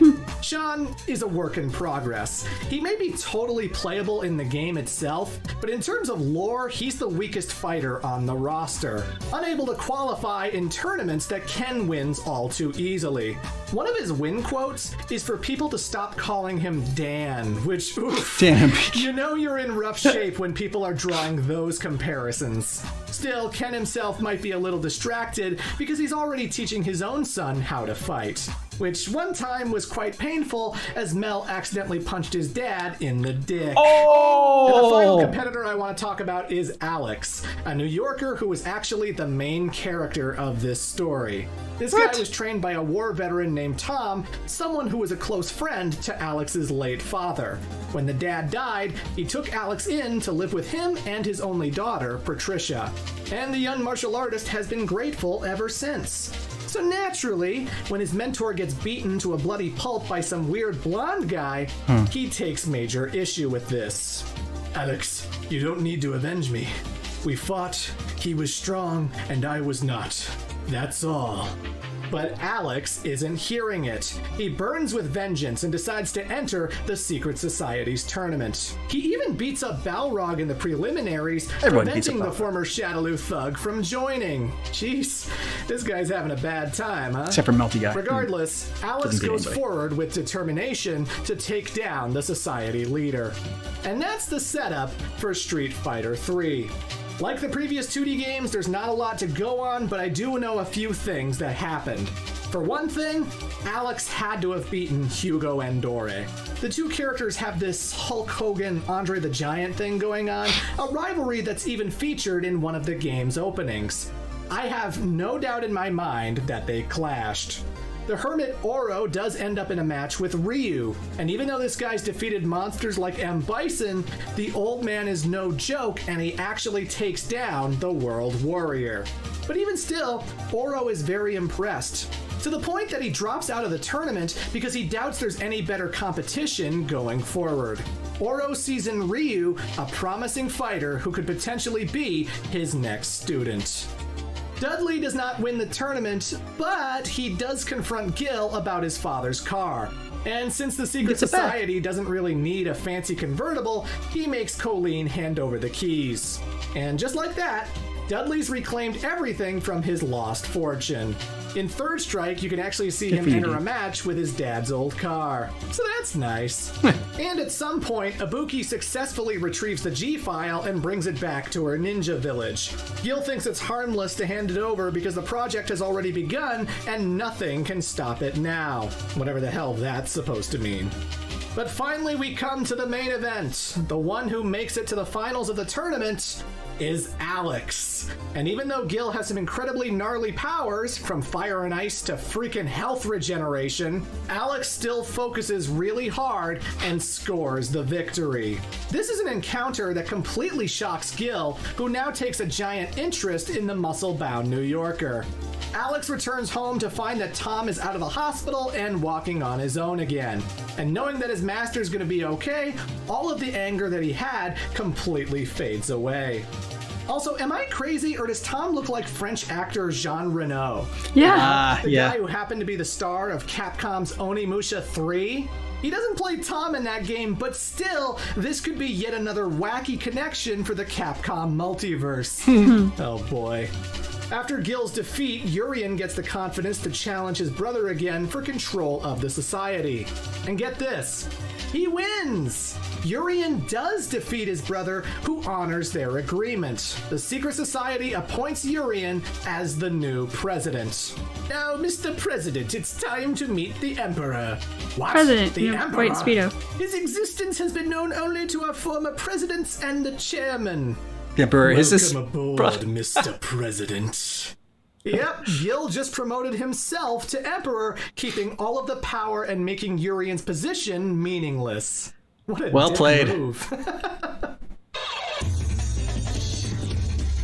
Okay, we're almost done, but it should be mentioned there are 3 versions of Street Fighter 3. The first 2, New Generation and Double Impact, are all about the Secret Society's tournament. The final game, Third Strike, takes place after the first 2 games. Yeah, It acts some as a kind of epilogue story, more characters, while including old school some new characters. fighters. One of which is Q, a very mysterious character. He wears an iron mask, he makes weird grunting noises, and I can't tell you anything about him. No, really, that's his lore. Nobody knows what Q is, why they're fighting Street Fighters, or anything really. But the one-letter name does feel similar to G, who's also very mysterious. And in Street Fighter V, G has a Q costume. Are they related? Are they the same guy? Same person. I don't know. Maybe one day, Capcom will tell us all about it. There's Remy, a troubled young man who hates street fighting because his dad left the family in order to become a warrior. And when he did, Remy's sister ended up dying. So Remy decided to crystallize her somehow, and he keeps her placed inside of a cave somewhere. Then he became a Street Fighter himself in order to punish other Street Fighters as a means of revenge. Okay then. Eventually he realizes that he needs to chill out and gives up on his hatred. And then there's 12, a plant-based liquid android developed by Urien and the Secret Society. It has the ability to morph its body into anything it wants, including the very fighters that it battles. It's been created to retrieve all of the runaway experiments like Necro and Effie. The two clash at some point in Third Strike, and I'm willing to bet that Necro won that encounter. Still, the Secret Society's got to be careful, because 12 is starting to develop self-awareness. And if we remember anything from people like Seth, that usually goes pretty badly.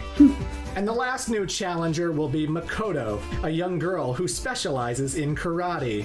When her father died, she inherited his dojo, which has seen hard times. In order to spread the word and bring business back, she participates in various tournaments and street fights. After teaching Li Fen some martial arts, Chun-Li gets the bright idea to become an instructor who passes her knowledge down to others. So, she's now a teacher, teaching other kids how to defend themselves. This, along with her past efforts against Shadaloo, earns the attention of Urien, who kidnaps Li Fen. Chun-Li follows this asshole to some ancient ruins and promptly kicks the shit out of him. Good. She saves Li Fen for what is hopefully the last time. Alex won the tournament, but that still doesn't make him the greatest fighter ever. Eventually, he crosses paths with Ryu. And we all know how good he is. The Shoto makes quick work out of the New Yorker. But this defeat doesn't sting, as Alex enjoys the encounter and desperately wants a rematch. Will he ever get it? Oh. And finally, at some point, Ryu and Ken battle each other again. The former remarking how he has the upper hand in terms of score. But that doesn't stop them from crossing fists yet again. And really, that's the essence of Street Fighter, isn't it? Fighting and fighting and fighting again to see how much you've improved. The eternal struggle of this thing we call life. And with that, ladies and gentlemen, I'm finally done. Good job. Yeah. So, this video took forever to make. As I was making this video, Street Fighter 6 hit store shelves. It takes place ahead of every game in the chronology, with enough of a gap that Li Fen is now a teenager. Oh, wow. Ryu is now sporting a big burly beard. And you get to create your own character and wander the streets of Metro City, meeting new and old faces alike. I could tell you all about it, but again, the point of this video was to be a primer, to inform all of the newbies what exactly led up to this point. And if there's anything I've discovered, it's that people actually like fighting game lore. We strive to know what exactly is driving the conflicts in these games. We want to know the personal relationships, the fun connections, the Easter eggs. We want to care more about the Indian yogi who floats in the sky and breathes fire. Street Fighter 6 is a good jumping on point, but if you ever had questions about the lore, hopefully this has been enlightening. I have no doubt that I've probably gotten some details wrong. There are probably things about the characters you're yelling at me about for not mentioning. But come on, look at the length of this video. How much more did you want me to say? People are never satisfied. Can't please everybody.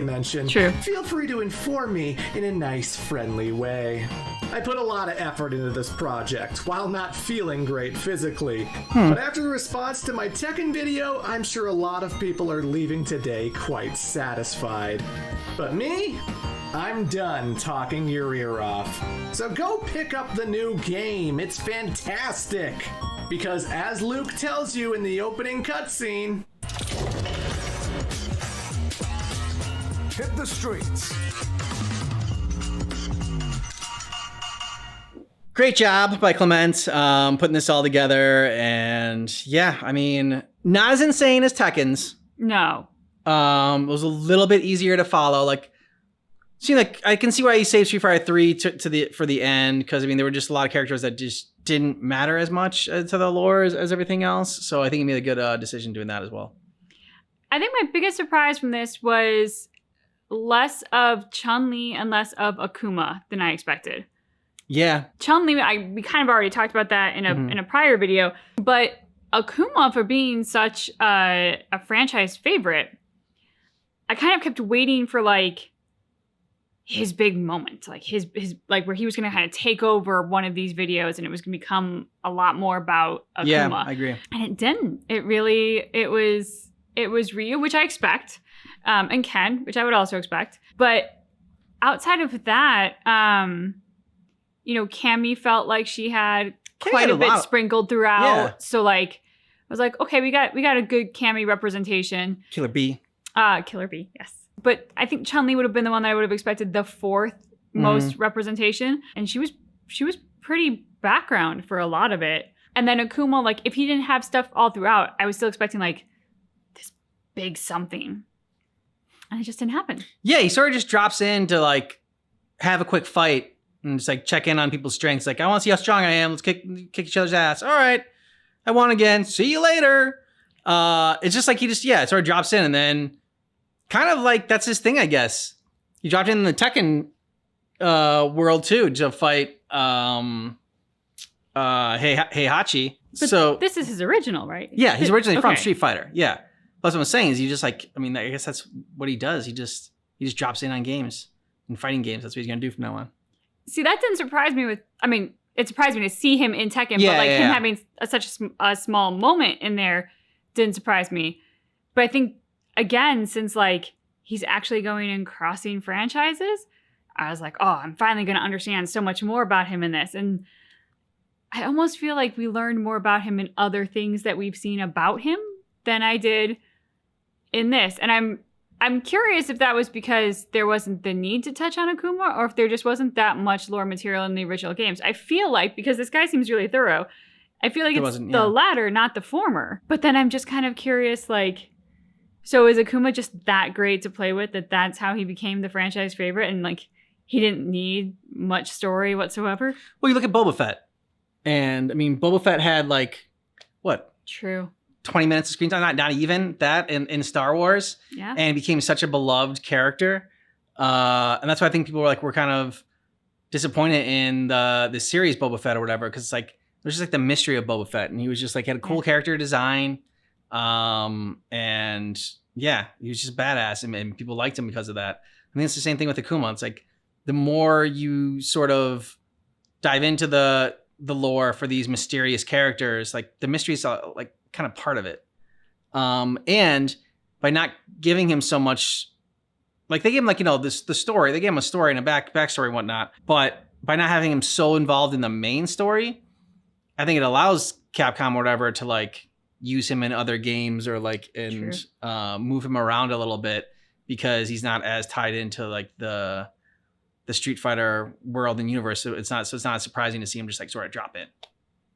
Yeah. Those are some really valid points, Ansem. So that's my theory about why they haven't like sort of expanded it, or why he hasn't been a main part of it. 'Cause yeah, I would have thought at one point like he would have been, I mean, like instead of like Seth and Gil or whatever, like being like the main boss and in charge of everything, and like I would have thought Akuma would have been the main boss to like I don't know, trying to control the world, but that's not his thing. Like he just wants to fight. He just wants to have a great fight and get stronger. And so, yeah, I mean so I guess he would never want to host a tournament or try to rule the world. And I admire that. Yeah.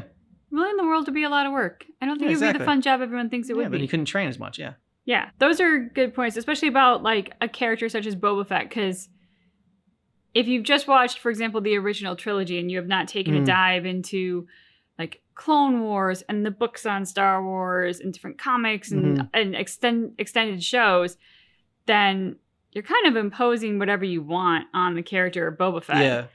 And then if you meet the reality of what they're telling you he is, and it's not as good as whatever fantasy or story you have going on in your head, it's going to disappoint you.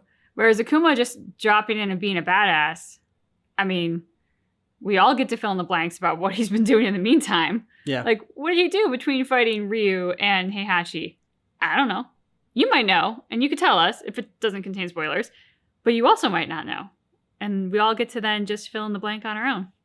So are there any characters that now you know a little bit more about their lore and story that you started to like more, or? I mean, I always liked Chun-Li, but I didn't have any sense of her lore before. So like, I like her even more now, now having a better sense of her. I didn't really know Ken at all. I know that sounds sacrilege. I didn't either. Okay. I had a sense of Ryu, and sure, Ryu's a likable character, but getting to know Ken better, I was like, oh, like, I'm like, I get why we follow him as well. Like, they gave a good story behind him. Cammy has a fascinating backstory. Yeah. So I will admit some judgmentalness. Like, I would see Cammy and always be like, I see her and I just think of how much you have to like wax for that costume. I'm like, you are like the tits and ass character here. And they do make a good showing of her butt on a lot of different moves, I noticed. So I didn't really like rate her very high. And yet getting her backstory, I'm like, whoa, she is badass. Yeah. Like, she has got a fascinating, complicated backstory. I feel like I probably could never learn too much about Cammy. Like, I feel like the more information about her, the more I'm just going to be fascinated by her. And then Fang. I think I have to, and Jury. Were two, not that I'm walking away liking them as people, but as characters, they are some really good characters that do bring in a different level to this game than I realized it necessarily had.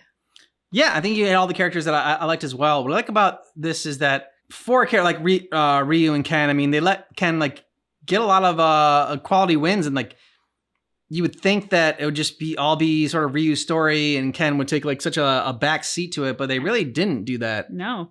Which I think is smart for them to like build up both of the characters like that. And while Ryu, yes, is like the face of the franchise and the main character, Ken has a lot of importance in the story and has a lot of like likable qualities about him. Yep. In the story as well, which I enjoyed. That's because he shares the same name as me. It's part of it. And yeah, Juri, I love that she is just as cool in the story as her design makes her look. Because I was afraid of like the rule of cool, and it was just going to be a cool looking character with like zero substance to her. But she's not, and so I enjoyed learning about that. And I talked about both these characters, but Sagat and Blanca, both characters were on the surface cool looking. I didn't think much of them, but getting to know them more, and I'm very curious about Sagat's journey now that he's like seeking the power as well. I kind of wanted more of him. Like he fell off a little bit more. I was kind of sad about that. I was like, I really liked you. You started to become like a good person. I thought you were a villain. So I would like to see more of him. Hopefully there's more of him in Street Fighter 6. I don't even know if he's actually in Street Fighter 6, like the roster. I didn't know about Ed. It was a character that I think it was a DLC character, and I'm like, man, I know nothing about this character Ed, and so I was happy to learn more about him in this one as well. I wouldn't say that he's like a favorite character of mine after watching this, but I'm glad we got to learn at least a little bit more about him. So when we do eventually play Street Fighter 6, we'll recognize a lot more characters. It was cool to see Juri in like the earlier games, because I'll confess, I felt like I was just meeting her for the first time in the Street Fighter 6 trailers. I had no idea about this character. Oh yeah, me too. So like to see that actually, no, she's been around for a bit. Yeah. There's that side of me that's like, again, how did I not know? But at the same time, I didn't know Street Fighter very well at all. So it's really unfair to say that. It just kind of feels like I should have known about her somehow. I am curious with the rise of video game adaptations to film in general, but then we also did have Mortal Kombat. I think they're still making it too. I don't know. It feels like that's been it's been talked about for a while, and I haven't seen anything develop there. But Carl Urban's supposed to be Johnny Cage, right? Or the guy from The Boys. Yeah, Carl Urban. Yeah. Okay. Oh, I don't know why I thought you said Carl Urban, but you said it so fast. I thought you said a totally different name, and so I was like, that's it. But it wasn't. I do wonder if they would do a Street Fighter movie. Like there are so many characters in it. They have. Well, no, I know they have. Like a 90s but an updated one or something. That's what I mean, like a new version. It just feels like there are so many compelling characters in this that in the right hands could be really well done, and in the wrong hands could be a train wreck. But I'd be curious. Well, I think they've had a hard time doing video game movies. I think video games are tough to do in a movie than they are in a TV show. I feel like the video games that have been adapted into a TV show have a lot more success and been a lot better. Like, we think Fallout, The Last of Us, Arcane, which, wasn't really like, but it is like based on League of Legends characters. Yeah. And so same thing with like Mortal Kombat and Street Fighter. There are so many characters and so many stories to choose from that I think it would just be a lot more interesting just to follow it like as a TV series than it would be to try to cram it all into a movie. I also think us as a society right now, I say that based on what feels like this time being the rise of television and streaming and sort of like the rise of the little screen instead of the big screen. But it feels like as a society, we are often responding better to TV shows. Yeah. Because television show creators are going about taking their time with the stories and developing things, as opposed to films, which is like, okay, we've got 90 minutes or 2 hours. Whatever doesn't fit in this, we got to trim the fat. We got to like chop things up. We got to move the story. So it just feels like in that sort of trimming of the fat, can't believe I'm going to compare it to a steak, but like they're taking a lot of the flavor out. Whereas like in a TV show, they can really relish all that fat and like build it in, and it gives us context for the bigger plot points and the bigger actions. So feels like that would make a lot of sense is all I'm saying. I'm backing you up. Thanks. All right, so let us know what you thought about this down below in the comments. And his video is over 2 hours, so I think this one's gonna be well over 3 hours. So if you want all of our Street Fighter reactions, we have a playlist for you, and be sure to subscribe and turn on notifications for when we eventually do play Street Fighter 6 on this channel, because we played Tekken, played Mortal Kombat, so it just seems natural that at some point we gotta play Street Fighter. Yep. Thanks so much for seeing our reaction for the insane lore of Street Fighter, but just keep in mind that our reaction is definitely not definitive.